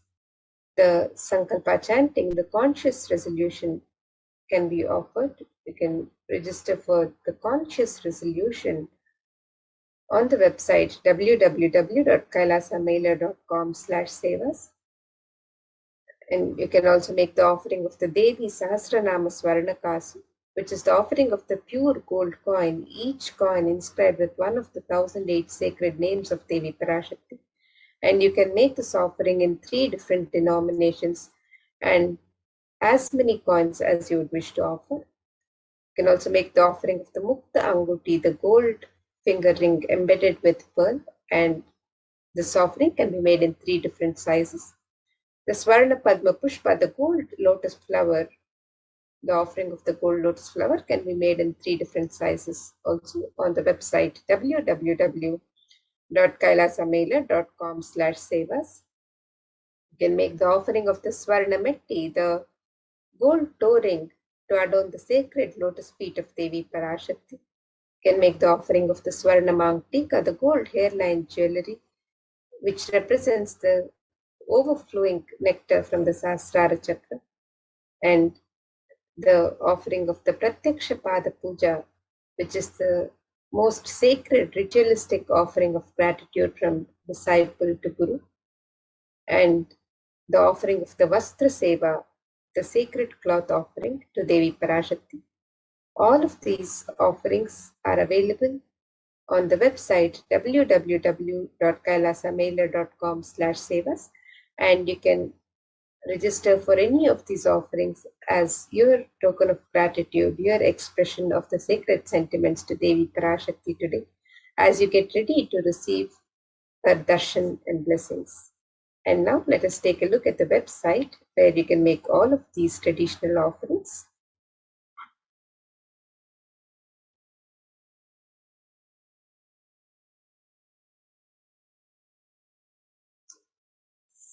So here we have the website www.kailasamailer.com/sevas. And as we get ready to receive Devi Parashakti's darshan and blessings today, you can make the offerings, the traditional offerings of ornaments and sevas for any of these offerings on the website on the links on step 2. So you can make the offerings of the ornaments and sevas on this link on step 2, and you can also make the offerings of the e-hundi through this link. And if you'd like to make an intention to make an offering and receive the blessings of Devi Parashakti to manifest your intention into reality, you can fill out the form on step 1. And once you've made your traditional offerings, if you would also like to make a conscious resolution and fill out the Sankalpa details for yourself and your family members, you can fill out the form on step 3. So the e-hundi offerings can be made in multiple currencies: the US dollars, the Australian dollars, the New Zealand dollars, the Canadian dollars, the euros, the Indian rupees, the Singaporean dollars, the Malaysian ringgits, the Great Britain pound, and the Chinese yen. And you can make this offering in any of any amount of your choice. And the traditional offerings of the ornaments or the sevas can be made on this website, where you can offer the Sankalpa chanting, the Devi Sahasranama Swarnakasu, the pure gold coin in 3 different denominations, the Mukta Anguti, the pure gold finger ring embedded with pearl in 3 different sizes, the Swarna Padma Pushpa, the gold lotus flower in 3 different sizes, the Swarna Mitti, the gold toe ring to adorn the sacred lotus feet of Devi Parashakti, the Swarna Mangtika, the gold hairline jewelry representing the overflowing nectar from the Sahasrara Chakra, the Pratyaksha Pada Puja, the offering of the ritualistic offering of gratitude from disciple to Guru, and the Vastra Seva, the sacred cloth offering to Devi Parashakti. All of these traditional offerings and sevas can be offered on the website www.kailasamailer.com/sevas.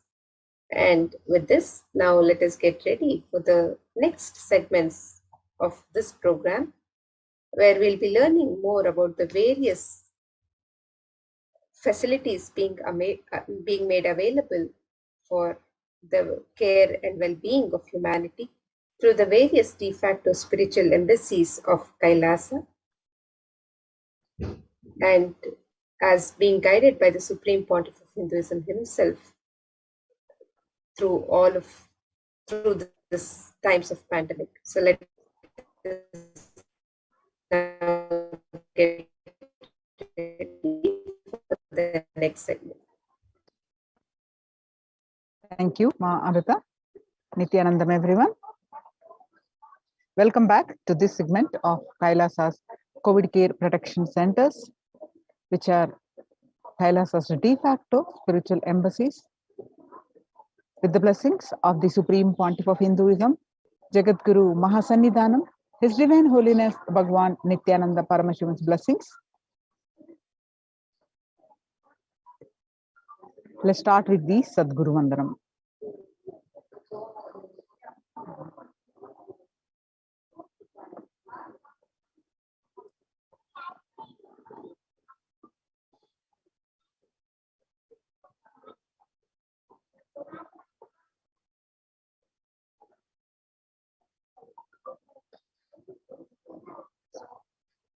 So what we learn from this segment today, so Nithyanandam Paramasugadam Kevalam Jnanamurtim Dvandvatitam Gagana Sadusham Tattvamasya Ekam Nityam Achalam Sarvadi Sakshibhutam Bhavatitam Triguna Sadgurum Tam Namami. We are going to learn the statistics across the world, the concerning statistics across the world on mental health and global peace across the world due to the COVID-19 pandemic. What are the Supreme Pontiff of Hinduism and Kailasa's contributions for global peace? Supreme Pontiff of Hinduism, spiritual solutions for COVID-19, Kailasa's COVID Care Protection Centers, some glimpses, and why temple-based ecosystems, and UN recognizes Kailasa's contributions and join Kailasa's COVID crisis that we are under. Today, the world are trying to grapple with the grim reality that the pandemic is far from over. The aftermath of current calamity promises to be much more devastating. The greatest economics of the world are facing disastrous futures. Countries are facing off each other with a deep mistrust. Now let us see some of the statistics and current news. In Australia,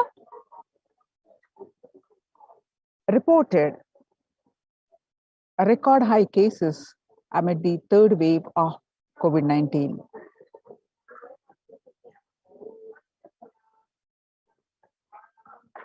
And in US, COVID-19 has killed more Americans than the influenza pandemic of 1918 to 19. The coronavirus The influenza pandemic of 1918 to 19 flu infected about 25% of the Americans and killed an estimated 0.65% with 675,000 deaths. And COVID-19 has infected more than 12% of Americans and killed about 0.2% with 676,000 deaths. Now that the US death toll from the COVID-19 has surpassed 676,000 deaths, the coronavirus pandemic has killed more Americans than the influenza pandemic of 1918 to 19.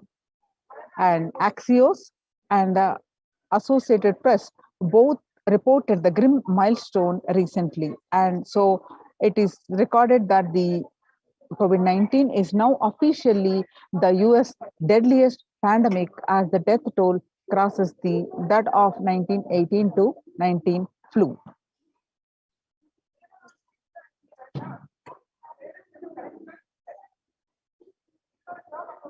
People infected with alpha variant exhales 100 times more virus into the air than the original COVID strain. 6 feet distance may not be enough to prevent viral transmission indoors, according to a study in Washington. COVID-19 Delta variant is still the most, says the World Health Organization's experts. In US, the COVID-19 pandemic is nowhere under control in the United States, says the chief medical advisor, Anthony Fauci. He said, right now we are still in pandemic mode because we have 160,000 new infections a day. That's not even modestly in good control. In an interview with Axios, the US has reported 40 million cases of COVID-19 since the outbreak of the virus, over 4 million infections adding up in the past few weeks. The increase in COVID cases comes as the US administration earlier this month announced that it is planning to provide booster shots of vaccine as the Delta variant has become dominant in the nation and is wreaking havoc. This surge in Delta variant is driven by the low vaccination coverage in many communities across the US, according to the US Center for Disease Control and Prevention. Mr. Fauci says that in a country of our size, you cannot be hanging around and having 100,000 infections a day. You've got to get well below 10,000 before you start feeling comfortable.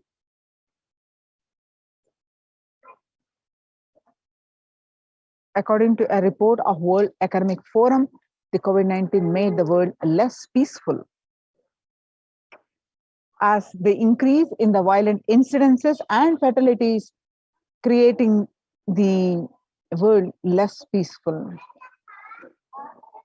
And the younger adults are more likely to report symptoms of anxiety and a depressive disorder during the COVID-19 pandemic.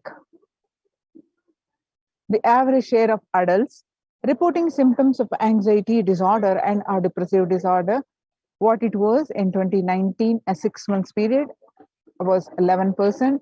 Now, during this pandemic, in just 1 month, in January 2021, it rose up to 41.1%. And some more statistics confirming the same, that the state of adults reporting the symptoms of anxiety and a depressive disorder during the COVID-19 pandemic. Stress in America 2020, National Mental Health Crisis. COVID-19 is a significant stressor for most Americans. Nearly 8 in 10, which is 78%, say the coronavirus pandemic is a significant source of stress in their life. Nearly 7 in 10, which is 67%, say they have experienced increased stress over the course of the pandemic. And COVID-19 could exacerbate doctors' existing mental health burden. The more than 60,000 US healthcare workers have contracted COVID-19 and 300 have died. Of the health workers who treated patients during the China's COVID outbreak showed signs of depression and showed signs of anxiety. The self-reported mental health among pregnant women and new mothers. Before the pandemic, the depression rate was 15%, and during this pandemic, that it rose up to 40.7%, and the anxiety was 29%. Now it rose up to 72%. Living under stay-at-home orders, 8 in 10 students are struggling with focus on school or work and avoiding distractions. And 50% of students do not know where to go for help for their mental health. Nearly 82% of women surveyed said their lives have been negatively disrupted by the pandemic.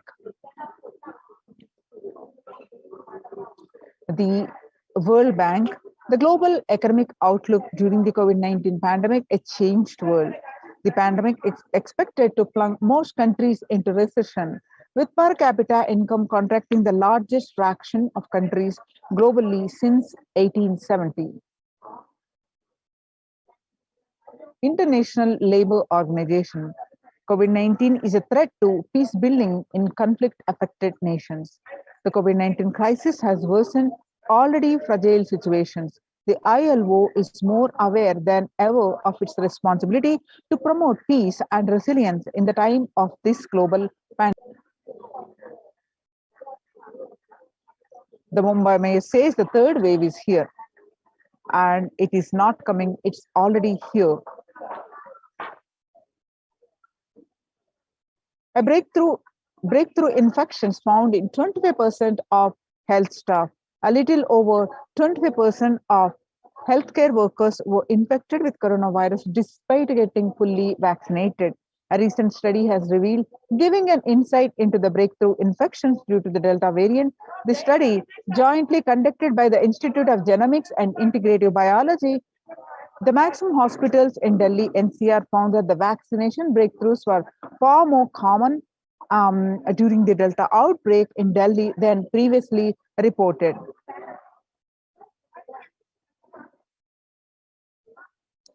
Then, now that we have seen the statistics across the world, the virus is now vaccine resistant and it is airborne, and it is not only causing the physical health fatalities, it's causing the mental concerns, mental health concerns, especially in the younger adults, and it's leading to the global peace. So how do we cope up with the current COVID-19 pandemic? It is important to address the COVID-19 pandemic, which is seeing another wave, destroying many more lives. The Supreme Pontiff of Hinduism says the pandemic fatigue is setting in as a result of the continuous lockdown, is resulting in delusional ignorance. Holding on to the delusion and supporting this space of delusional decisions leads to delusional arrogance.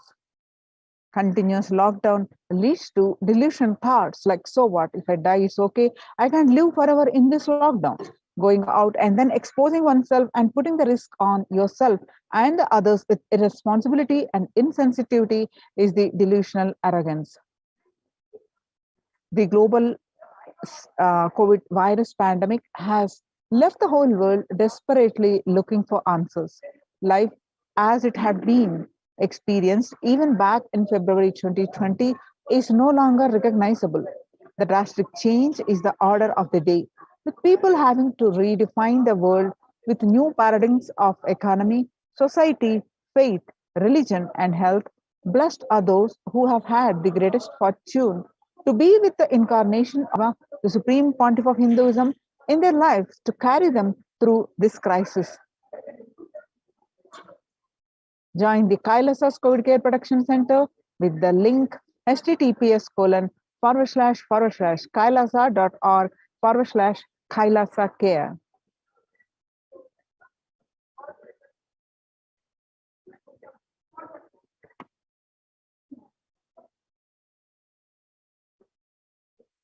World Health Organization's Peace and Health and Peace Initiative. Health and peace are interrelated. In the words of the Director General of the World Health Organization, Dr. Tedros, there cannot be a health without peace, and there cannot be a peace without health. If individuals and groups enjoy equitable access to health services, fulfilling their rights to physical and mental health, and health actors design neutral health interventions that promote trust and dialogue, and communities are empowered to cope with a violent conflict. Then health coverage is most universal, more universal, grievances can be heard and addressed to generate trust around the health emergency concerns. Affected communities are more likely to make meaningful contributions to peace and reconciliation and to resist incitement to violence. Sustainable developmental goals. Making peace with the nature is possible. If we start now, making peace with nature is possible. Even amid pandemic, 2021 can go down as the year we made peace with the nature and set the planet to healing. Our environmental, social, economic challenges are interlinked. They must be tackled together. For example, we cannot achieve sustainable developmental goals, including ending poverty by 2030, if climate change and ecosystem collapse are undermining food and water supplies in the world's poorest countries. We have no choice but to transform our economics and societies by valuing nature and putting its health at the heart of all our decisions. Now, let's watch a small clip on making peace with the nature.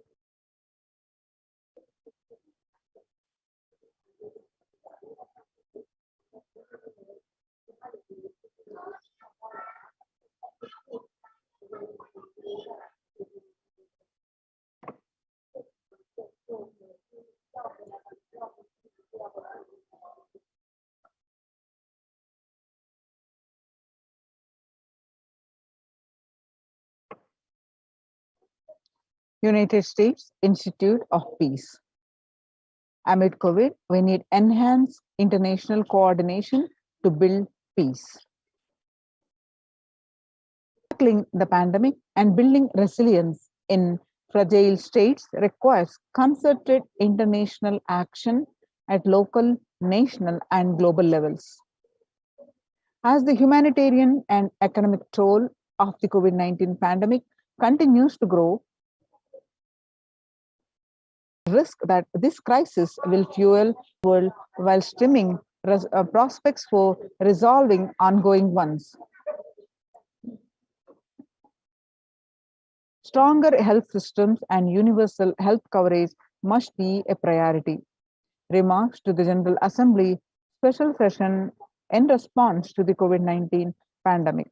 For the first time since 1945, the entire world is confronted by the common threat, regardless of nationality, ethnicity, or faith. A new social contract between people, governments, and the private sector, civil society, and more can tackle the roots of inequality with fair taxation on income and wealth, universal benefits, and opportunities for all. Now let us see the Supreme Pontiff of Hinduism and Kailasa's contribution for the global civilization beautifully describes Yastu Sarvani Bhutani Atmani Ivanu Pushyati Sarva Bhuteshu Chatmanam Tadona Vigavukshate. Ishavasya Upanishad, verse 6. The global peace is the byproduct of individual bliss. Whenever an individual goes through a spiritual bliss, he manifests a beautiful, peaceful life for him and everyone around him.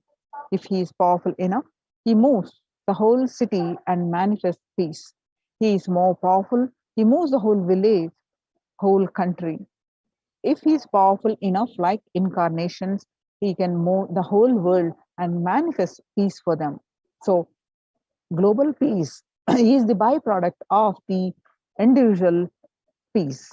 So, how to achieve that individual peace? By practicing completion, by practicing unclutching, by taking responsibility for the global peace. So, let's listen from the Supreme Pontiff of Hinduism explaining about the completion, how we practice completion, and to get the individual peace, which leads to global peace. Consciousness embodied in many bodies.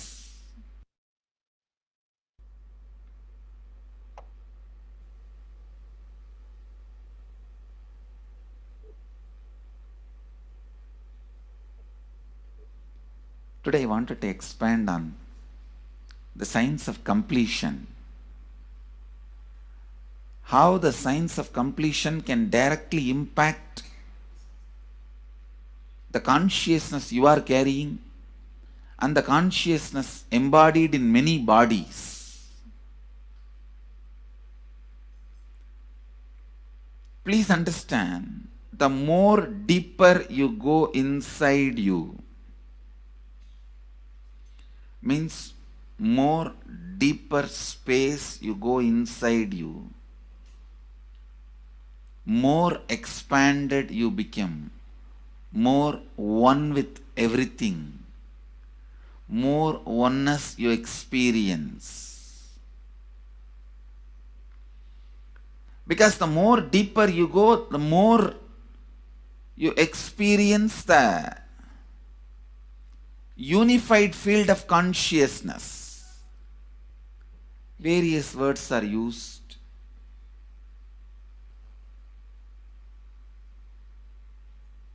Some of the Hindu traditions uses the word Atma, Brahman.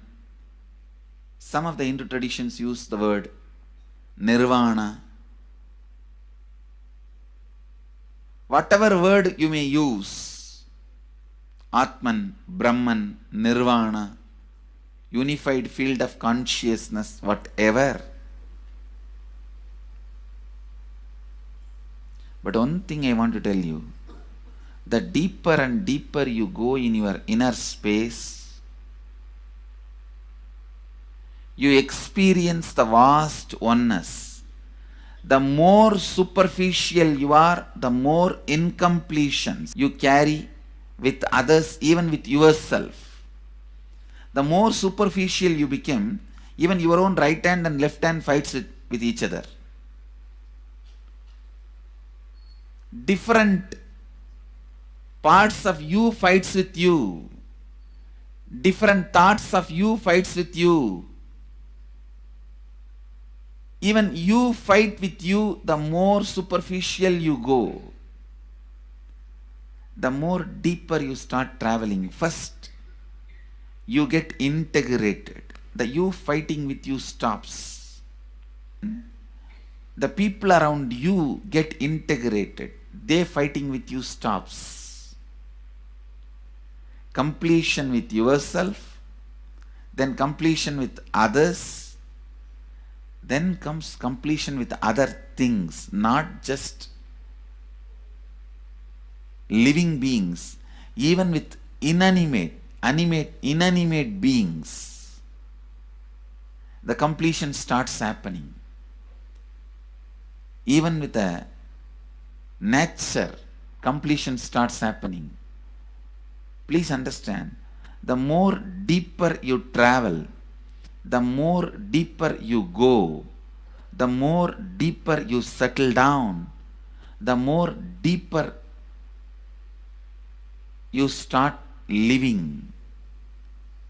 Your cognition expands.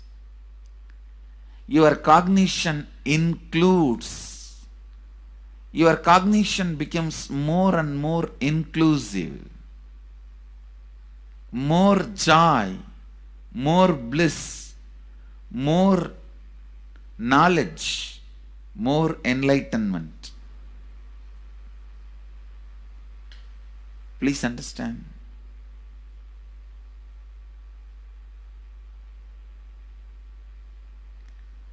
The more and more completion happens in you, you will see everyone around you feels complete with you. That is why I am saying, whether they have body or they, in the deepest corners of your being, deepermost layers of your being, deepest parts of your being, you experience such powerful awareness, such joy.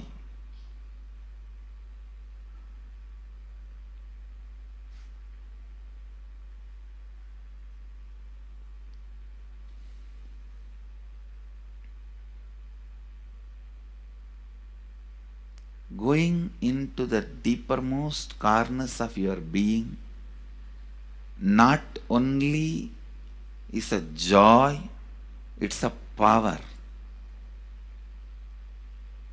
Because suddenly you will see everybody around you, everything around you listens to you. It really becomes a vibrant power where the tendency to exploit is not there. Listen, that's a very important thing. Power without the tendency to exploit. Because as long as you feel the other person is separate from you, when you get the power, it will all be used for exploiting. Because the other person is separate from you, then naturally what you will feel? Let me suck all the possible energy, intelligence, time, talent, treasure. But when you feel the other person is your own you will see, you will be showering so much, enriching so much. The power you have will not be exploiting, it will be enriching. I tell you, even if death comes at this moment, I can tell you very clearly, I can face the death directly and tell the death, I have enriched every human being more than what I received from anybody. I have given to every human being whom I met in my life more than what I received from them. My accounts is clear. I am ready. Come on, let's go. My accounts is clear. I don't have debt. No credit card money to be paid, loans to be paid, no debit card, no credit card. My accounts is clear. Understand, when you feel everyone is your extension, the power given to you, the power you gain. See, any living is power. Powerful way. Even in that, you will become powerful. So any lifestyle you choose, you will get power in that field. Whether it is exploiting or enriching, murdering or raping or go on serving. Whatever lifestyle you choose, living is power. When you go into the deepermost core of your being and start living based on completion, I tell you,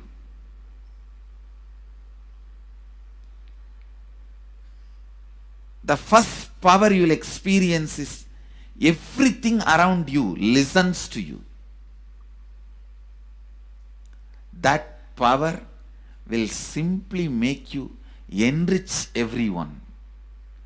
The best power you can have through living is power of enriching. Whatever you do, as I said, whether you live the life of enriching or exploiting, you will become powerful. I tell you, the power of exploiting brings more and more conflict within and without. And those conflicts naturally bring suffering. And the power of enriching brings more and more in you and in others.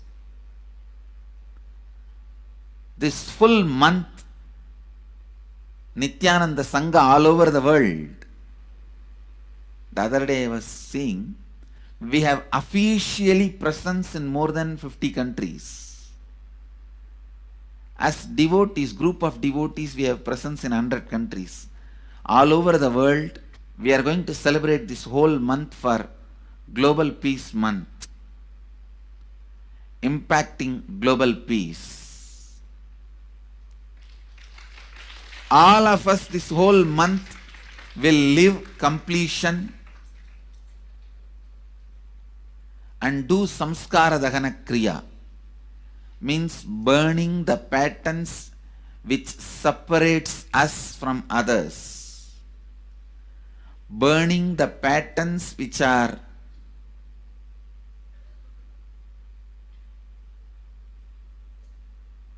constantly keeping us in a superficial level. All over the world, we will be doing samskara dahana kriya, burning our patterns and leading us to more and more completion. And we also have special 3 Nitya Dhyana Yoga program teaching people science of completion and facilitating Dahana Kriya. This month, 20th, 21st and 22nd,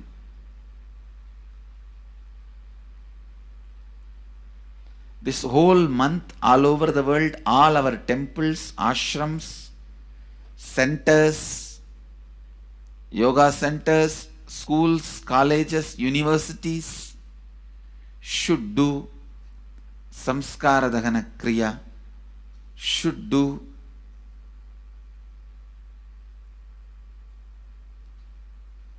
the practice of burning all the incompletions and patterns which leads to conflicts, bringing more and more peace inside us and outside us, spreading peace. This whole month, let's impact global peace. Let us really contribute to the global peace, not just talking about it. Let's do it. Let's do it. Not just talking about it. Let's do it.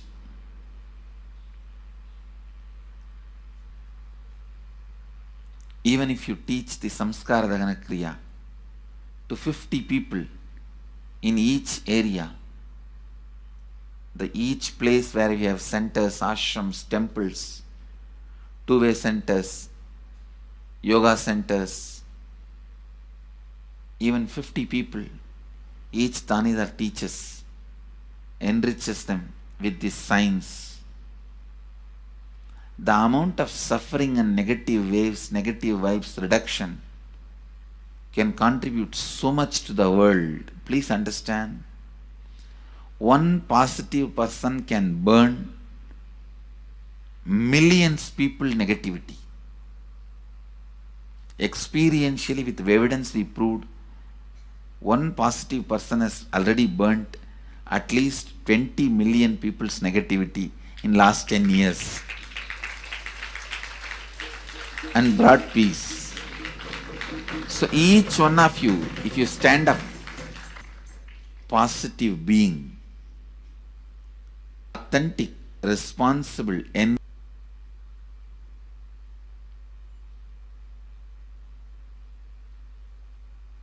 I tell you,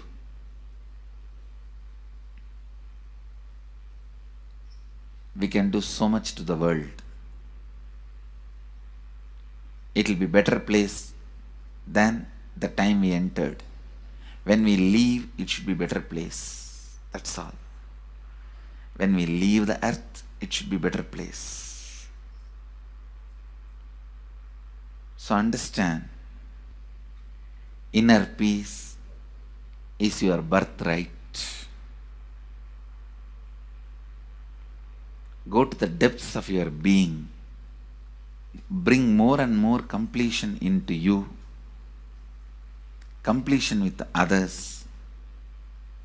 And start living Advaita. Today in the Inner Awakening session, it's all about completion with others. So last 6 days, literally, you worked so much, one by one by one by one by one, layer by layer by layer by layer. The completion with yourself. Now comes completion with others. Today, we are starting the science of completion with others.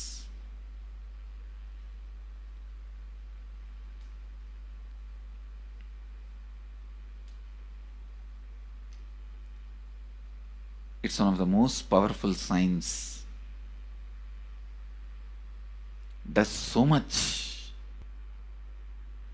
to human beings, not just healing their relationships, even inside their consciousness, this inner space, so much of good is done. So much of awakening is done.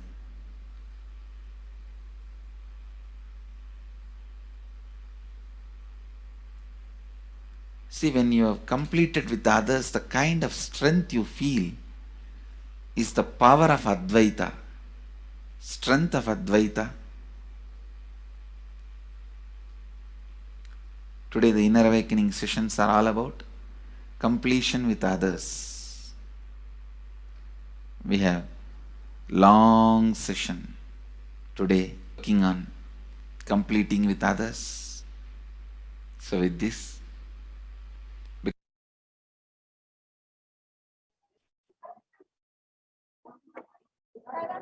because today we have a long session.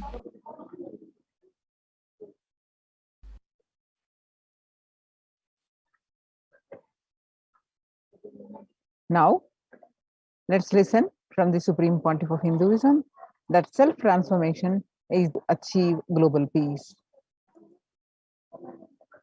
Social answer means I'll tell, oh, you should all work for global peace.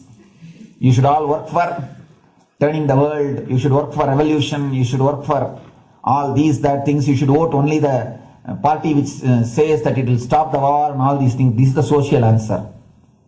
Nonsense. If you want the honest answer, I tell you, simply transform yourself. You can't do anything. If at all you can do, you would have done it. Be honest. If you can do, you would have done it. You are raising this question because you are not able to do. Am I right? So let us be very clear. Let us be honest. We are not able to do. Socially. That's the truth. That's the reason you are sitting here and raising the question. I tell you, understand few important things. There are a lot more attached to this question. There are many things which is attached to this question. We always feel the present is the world is totally spoiled. It is not going according to the rules or how it is supposed to be. It was wonderful once upon a time. In ancient time, things were going properly. Everything was well and great. And I tell you, 10,000 years ago, they found some writings on stone in Harappa Mohenjo-daro culture. Some stone writings have been discovered. The other day I read a beautiful book about that stone writings. That writings, it says, oh, nowadays the society is not as it should be. So much of war. There is no peace.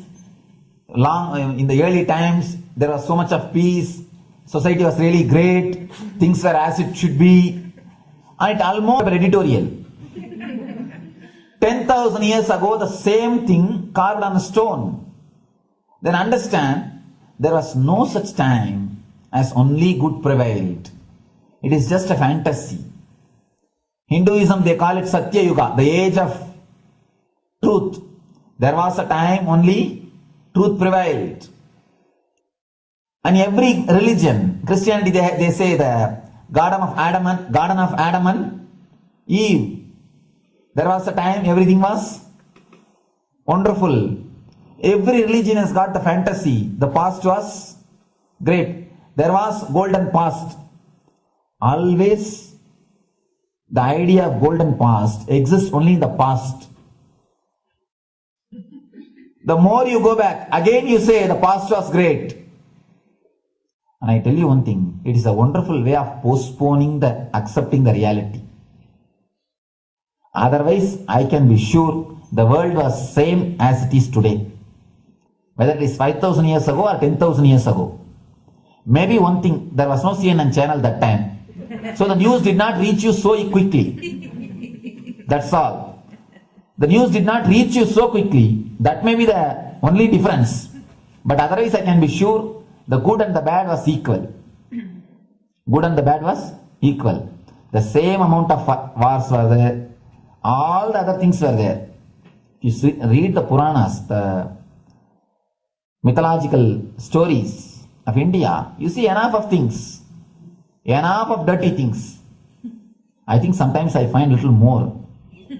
And if you read completely the Puranas or the Hindu scriptures, there are a lot of things much worse than modern day. The criminal activities or bad things or negative things, whatever you say, all this stuff. And never think only present day is corrupted or violent. In the ancient days also, all these things were there. Only one thing was not there, the CNN news or the internet.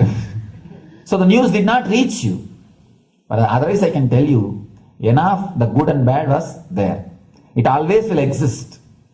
It will exist. All you can do is awaken yourself. If you reach the enlightenment state, you can go beyond it. And I tell you, enlightenment is the only service you can do to the society. Just become enlightened so that you will reduce the negativity. Now, as of now, you are also the part of negative group. Naturally, we will be a negative group. As long as we are unenlightened, we will be the part of collective negative consciousness. So if you become enlightened, at least you will reduce your weight. That's the only thing we can do. Nothing else can be done. So all I request you to do is just become enlightened. Realize that you are a lion. That's the only way to help yourself and the society. Otherwise, all revolutions, you see, all end up as one more tradition. In last 2000 years, 3000 wars have happened in the human. In 2000 years, 3000 wars. Human beings have not done anything except doing wars, except fighting. Everybody claims he wants to do revolution. He wants to spread peace. Every country claims their army is a defensive army. Then who is offending? Tell me. Every country says defensive army. Then who is offending? These are all just, games. The idea of peace is a pure game. Everybody wants to spread the peace according to them, not according to the other person. They want peace according to them. The other day I was in one interreligious gathering. One guy is preaching, let all of you convert to my religion so that we will not have fight. He wants peace the way in which he wanted, not the way in which. And there's a beautiful saying, the sword of Muhammad, it is written, peace alone should survive, something like that. He has written some statement about the peace on the sword. We all take sword to spread the peace. So no revolution is going to help, because in the last 2000 years, 3000 revolutions have happened, but still world is same, I think much worse. So no revolution is going to help, only individual evolution is going to help. So be very clear. Instead of working in the outer world, start working in the inner world. That will help you and society some way.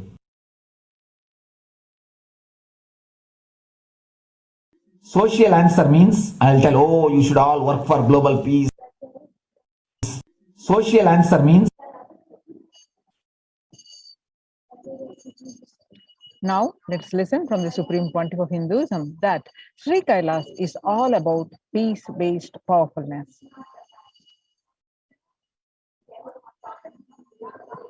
Listen carefully. The space of Shanti,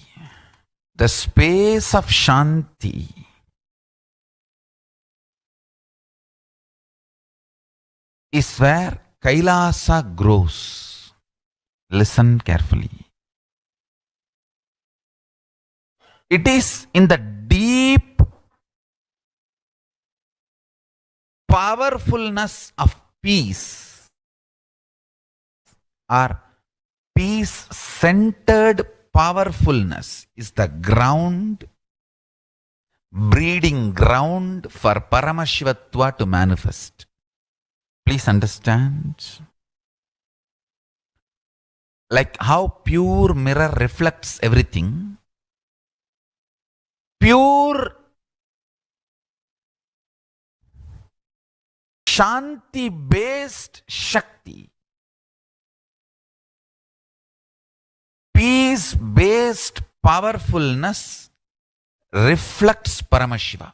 Paramashiva manifests in peace-based powerfulness. Please understand. Neither violence nor powerlessness. Powerlessness is weakness. Violence is abusive. Peace-centered powerfulness. Powerfulness-centered peace. All the Upanishads starts with peace, completes with peace. Shanti mantra starts with Shanti mantra, gets completed with Shanti mantra.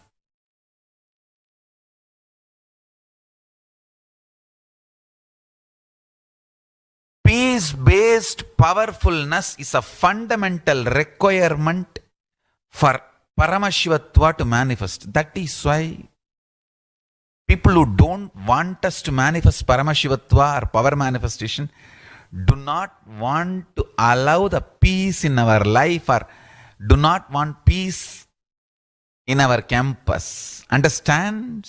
But only if you are peaceful, which cannot be shaken even by the demons and devils and rakshasas, we can be in eternal peace. So, remember this very clearly.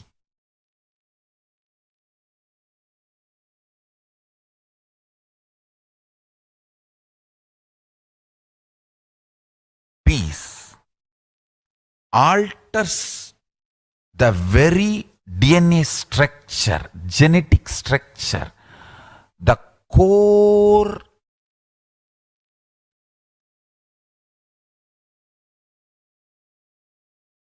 Anu Mahat structure. Understand? Anoraniyan Mahato Mahiyan. The consciousness in you is atom inside the atom, Mahat, more than Mahat. That Anoraniyan Mahato Mahiyan. That consciousness starts growing in you with more and more peace-based powerfulness developing in you. Nothing can be compared to unclutching. Spend more and more time, energy in unclutching. It will never be wasted. Time spent on unclutching is the most productive time for you in your life, because unclutching completely makes you altogether a different material. Understand? It makes your very biomemory, muscle memory, core structure, molecular structure, genetic structure, DNA structure, everything, all the 8 energy flow circuits, 7 energy flows, 1 the pure conscious explosion. So totally 8 energy flow circuits exist in you. All the 8 explodes when you unclutch. Understand? Unclutching is the space of Sri Kailasa.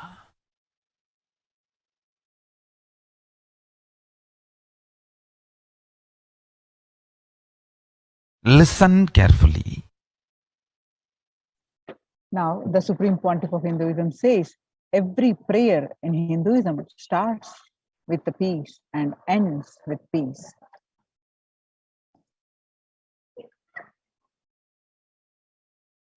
Every chanting, every prayer in Hinduism ends with Shanti, Shanti, Shanti 3 times.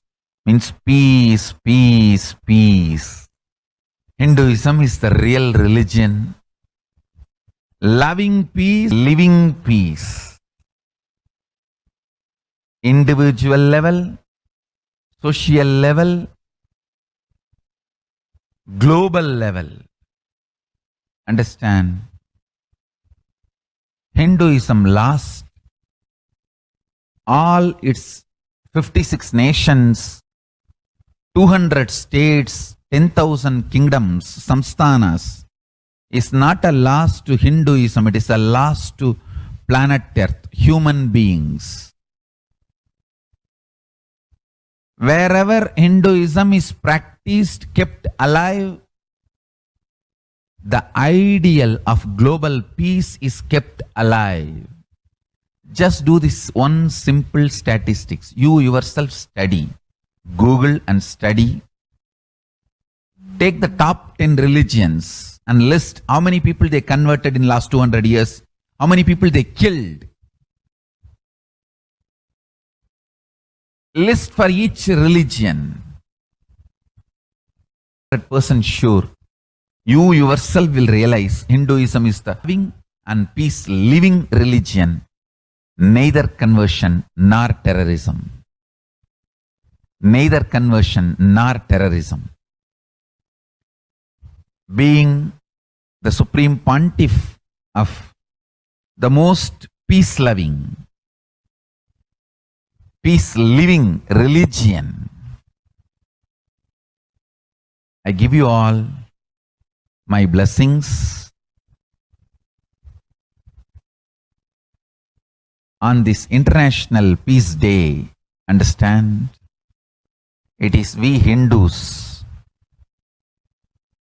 need to keep the global peace as a living possibility, and we need to make this global peace as reality.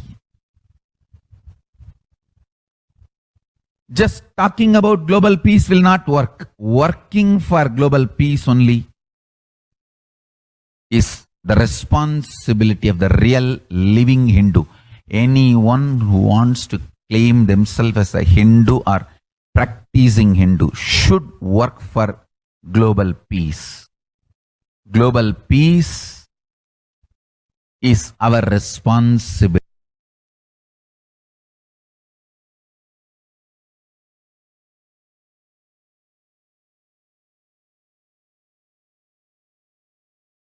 Hindus have the responsibility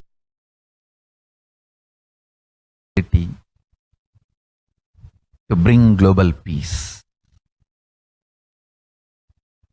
So you can also throw a challenge. See, if you are making a Hindu micronation, you can throw this challenge to each one, your friends, family, 10 people.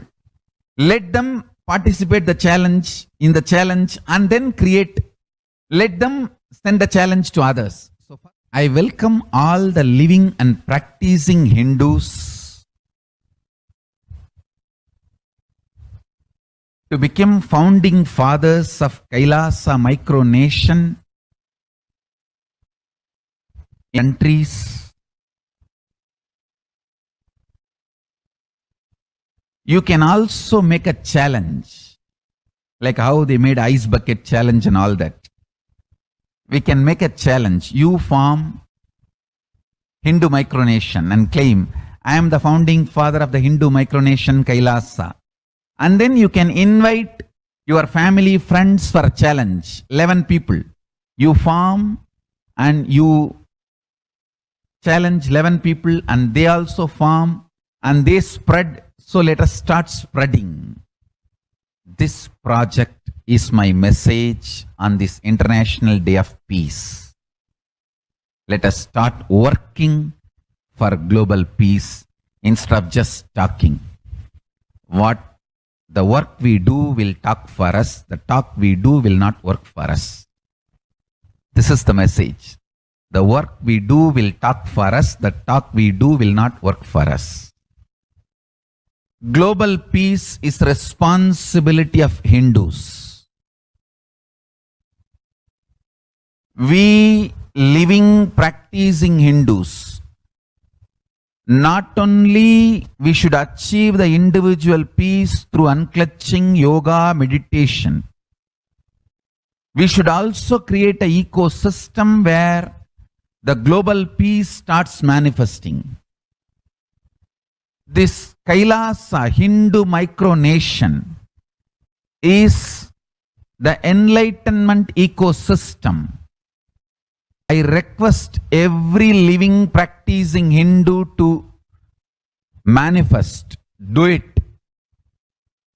So the global peace from these Kailasa Hindu micronations all over the world.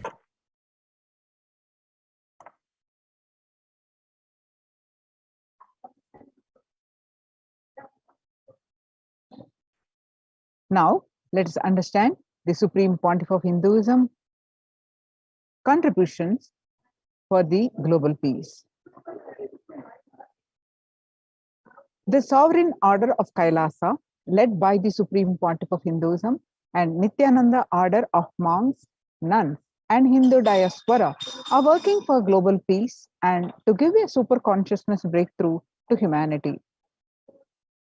It is the Supreme Pontiff of Hinduism's mission to revive a conscious world where the global issues at climate, economic, social, health, and humanitarian levels cease to exist from their very root, turning the problems of poverty, hunger, violence, discrimination into powerful living through the experience of oneness. The Supreme Pontiff of Hinduism has been working from the very grassroots levels to usher in an era of peace at all levels, individual, societal, national, and global. His deep insights into the workings of the human mind, body, emotions have enabled him to powerfully and directly address various social and emotional problems facing humanity today. Some of the ways the Supreme Pontiff of Hinduism provides spiritual solutions to combat the pandemic and other issues. Since the beginning of the global lockdown, the amount of contribution and activism Kailasa has increased multifold through the Paramashivoham program, which is an online program and free via Zoom sessions anywhere. If you are anywhere from the world, can attend, and following the Vedic calendar, every full moon and every new moon, Paurnami and Amavasya, new batch starts, and it's bi-weekly program which gives you conscious breakthrough, experiencing Paramashivoham, that I am Paramashiva. So join any one of the batch, at even as a single day program. Every day is a single day program also. So we can attend any single day and experience the Paramashivoham for yourself. You can join by paramashivoham.org/join. I repeat, paramashivoham.org/join. So through this Paramashivoham program, bringing the super consciousness, the breakthrough to the whole humanity. The Paramashivoham program has successfully completed 38 seasons. It started since March 2020, and not every single day this program successfully running for 16 hours a day. So join, if you have not yet attended, join this program and experience for yourself. The next is by starting the Akhanda Nirvikalpa Samadhi Jnana Yajna by contributing almost 3 million minutes now. And next is Paramashiva Sankalpa chanting, that is sacred Sanskrit mantra chanting 24/7 to heal the conflict problems each one facing via the Zoom sessions. And spiritual healing available to one and all 24/7. Humanity to cope up with insecurity, fear, disease by empowering individuals to heal themselves, learn to cope up emotions like depression and tough situations in relationships, providing alternative solutions to worldly problems through power manifestation, initiating thousands every day into manifesting innate superhuman capabilities into the Kailas courtyard sessions, providing healthy solutions like a technique to clear stomach with the Ayurveda solution, which ultimately brings clarity out to the spiritual truths and give a conscious breakthrough. In the long term, establishing self-sufficient communities, continuing and intensifying the service of the Annadan, that is free food, in Nithyananda Annalayas around the world, including Tirunamalai and Los Angeles, paving way to the New World Order, starting the agriculture-based communities in Adi Kailas and several other locations. Peacekeepers of Kailasa offering various life teachings of the Supreme Pontiff of Hinduism. Hinduism prescribes various methods for global healing. One such is Maheshwara Puja, nullifying the collective negativity simply through the presence of the avatar and his order of monks, offering Maheshwara Puja to the natural calamities hit victims. Maheshwara Puja, everyone can offer on every Paurnami and every Amavasya, that is every new moon and every full moon. And Bhava Samadhi Darshan to raise the individual conscious breakthrough. Devi Parashakti, Akashic reading, that is cosmic revelations.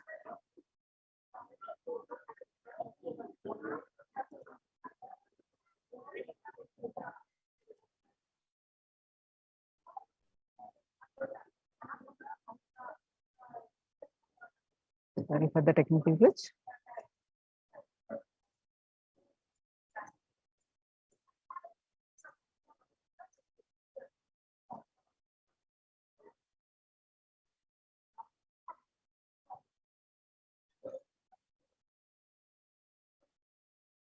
Supreme Pontiff of Hinduism, spiritual solution for COVID-19.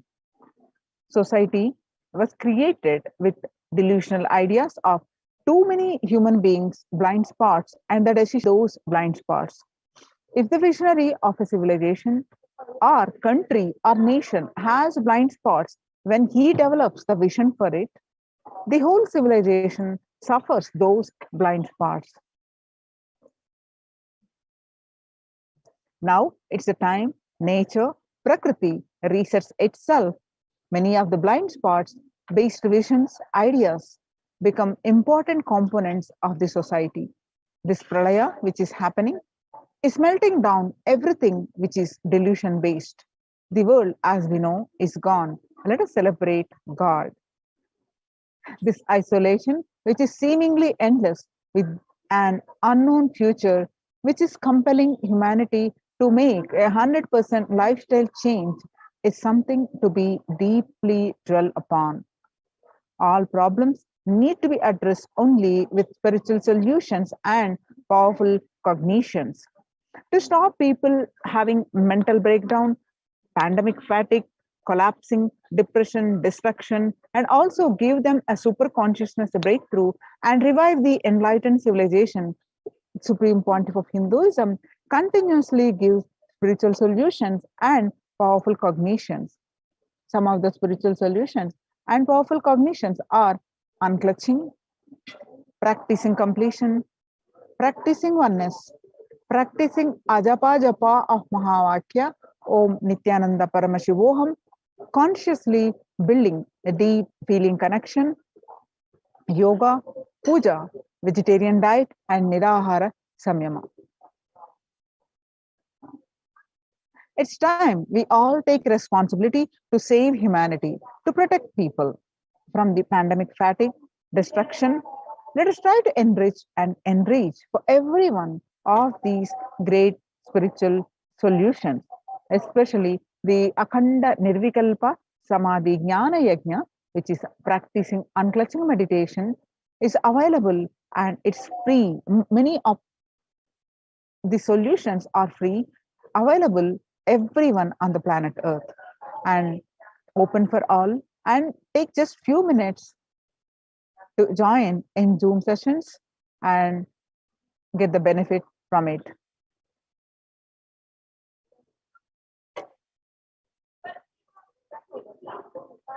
And Akhanda Nirvikalpa Samadhi Jnana Yajna, people from over 50 countries continuously radiate the space of Paramashiva by practicing the unclutching meditation 4/7 and 7 days a week.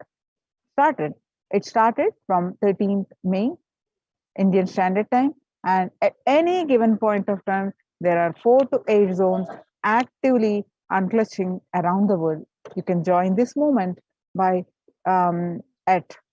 joining this link at http://kailasa.tv/minutes4peace.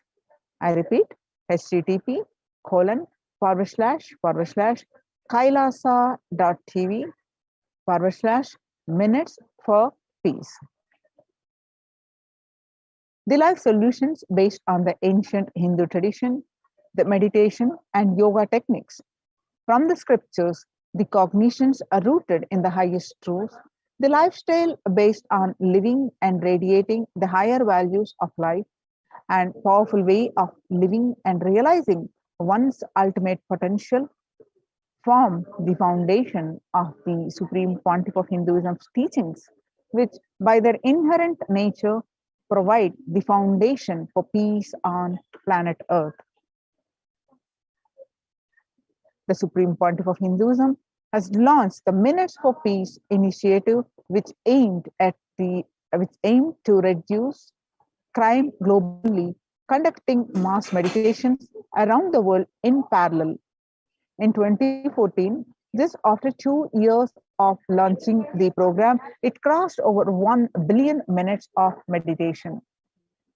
Scientific studies have shown the reduced crime rate after the participation in the meditation and completion techniques in 1976. It was found that when 1% of the community practiced meditation and pujas, the crime rate was reduced by 16% on an average.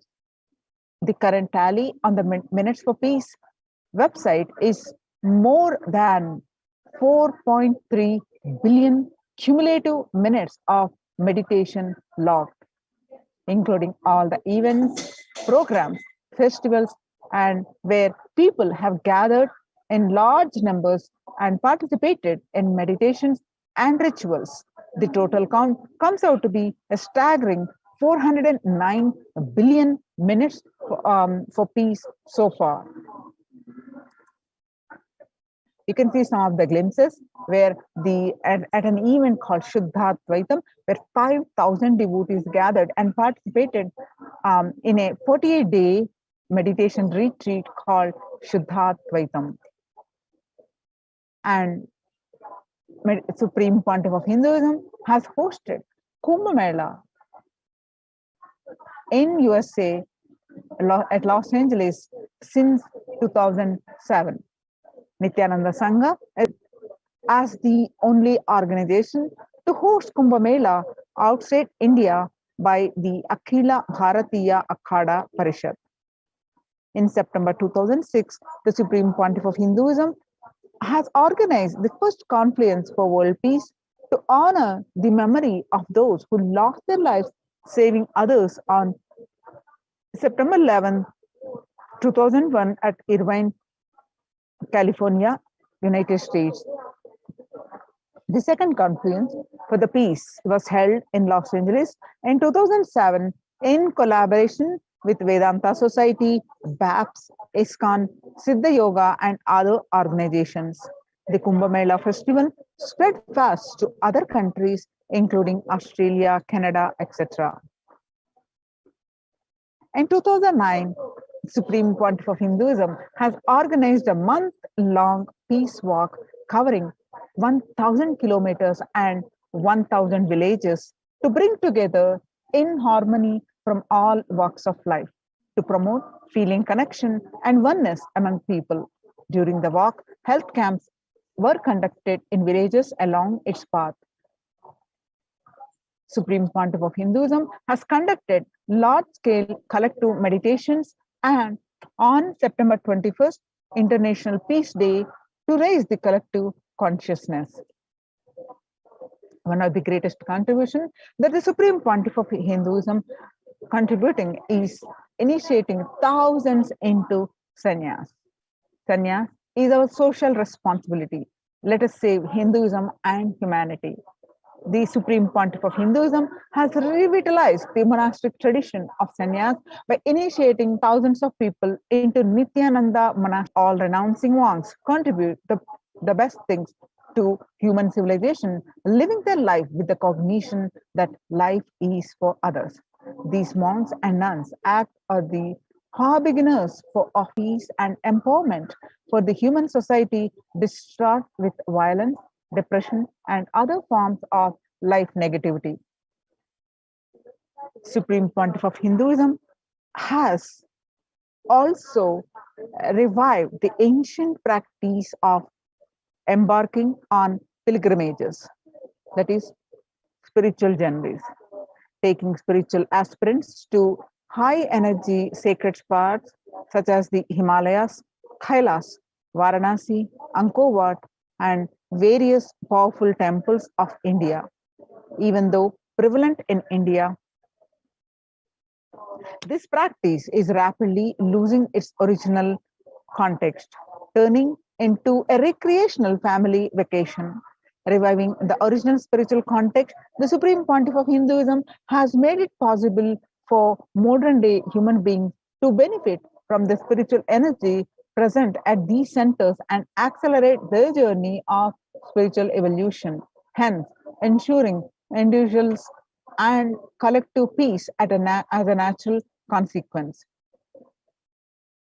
Food systems hold key to ending the world hunger. Effect of the COVID-19 pandemic, the UN has noted a dramatic increase in the world hunger. According to the state of food security and nutrition in the world, 1/10 of global population, as many as 811 million people were undernourished in 2020, an increase of 118 million from 2019, according to the Eat, Lancet Commission. Moving towards the diet with a diversity of plant-based foods, low amounts of animal source foods, unsaturated rather than saturated fats, and limited amounts of refined grains, highly processed foods, and added sugars could prevent from 19 to 24% of all adult deaths each year. Under the Red Home project, which is a no hunger project, at the Kailasas de facto spiritual embassies through Annalayas at these Kailasas de facto spiritual embassies established by the Supreme Pontiff of Hinduism have served over 5 billion meals, organic, sattvic, vegetarian meals so far. Giving free food to all the citizens is the economic policy of Kailasa, deriving the reference from Vedas and Agamas. And recently, under the humanitarian initiative launched by the Supreme Pontiff of Hinduism, is the opening of Kailasa's COVID care protection centers in India, where the monastery campuses have been turned into a multi-layer quarantine facility to safeguard the inmates against any possible point of contact with the outer world.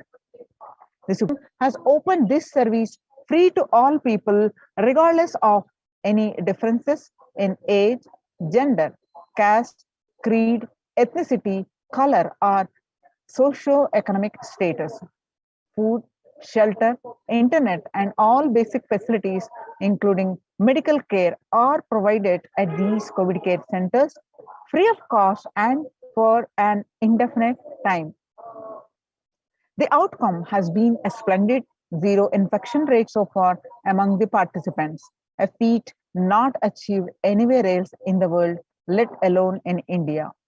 This response model of handling COVID-19 pandemic at a community level, along with the guidelines and recommendations for governments, has been recognized and accepted by the United Nations as well. And you can see some of the glimpses where participants of the COVID care program offered by the Supreme Pontiff of Hinduism enjoying a healthy, blissful, spiritual lifestyle in multi-layered protection. They enjoy a stress-free time following a spiritual morning routine, doing yoga, doing daily puja, and temple sevas, khara sevas, and celebrating festivals. So join the Kailasa's COVID Care Protection Centers. Register now through the link below, https://kailasa.org/kailasa care. Now let us see the revival of the temple ecosystems. Now, in the times when COVID-19 is rampant and the ancient temples are in a lockdown because of the risk of the widespread corona disease, They devoting and having darshan of their gods and goddesses for thousands of years. Yet all these ancient sacred sentiments have come to a harming halt after the lockdowns have taken place. The religious fervor of the devotees is being lost due to the pandemic. The Supreme Pontiff of Hinduism is reviving them and bringing all the ancient traditions of the online platforms on Kailasa TV, YouTube, and Facebook.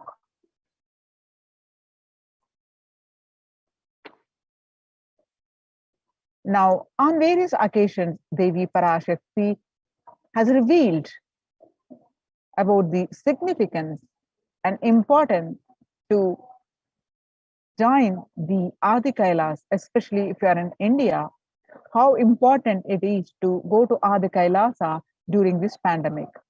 On 14th May 2021, Devi revealed that whoever comes to Adi Kailasa and does the good work of saving people from deadly corona, I myself will do all their good work.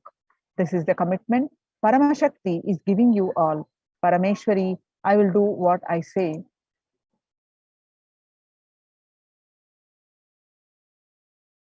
And the doors of Adi Kailasa will be open for all those who come with trust. It will protect. It will protect body and will give conscious health. It will also give highest powers, dharma, artha, moksha, jnana, powers, kama, and God beyond kama. Adi Kailasa life will give all the goodness. And on 31st May 2021, Devi revealed that the hell of Krimi Bhojanam mentioned by Vyasa in the Garuda Puranam has opened and is directly falling on India as a thunder. Running to Adi Kailasa and preventing it is the only way. I have opened Adi Kailasa for those who want to save their lives. All of you run to Adi Kailasa. So when the first world countries closed their borders during a massive global emergency, Kailasa has opened its doors to all without exception. And the various centers across India are Adi Kailas in Bidadi, Bangalore, Salem, Tiruvannamalai, Rajapalam, Pattanam, Srirangapadi, Madurai, Avatipalam, Huzur, all from Tamil Nadu, and Baroda Adinam in Gujarat, and Sripuram Adinam in Hyderabad, and Puduvai Adinam in Pondicherry. Kailasa rushes to aid India as India finds itself of COVID-19 third wave. Multiple free COVID care centers opened across India. Various social services offered during the pandemic in Kailasa's de facto spiritual embassies of Kailasa, and spiritual services are also offered during this pandemic and cosmic revelations on global pandemic. And pre-social services offered during the pandemic in Kailasa's de facto spiritual embassies across India are medical care, allopathy, Ayurvedic, and Siddha medicine, infrastructure to accommodate thousands, accommodation for multi-layered quarantine, emergency ambulances, ICU on wheels, personal protective medical equipment, food security management through food banks, and organic farming. Join the Kailasa's COVID Care Protection Centers. Register now through the link below, https://kailasa.org/Kailasa care. I repeat, https://kailasa.org, kailasa.org/Kailasa care, KAILASACARE. With this, we are going to move on to the next part of our program after a very short break. Thank you, Nithyanandam.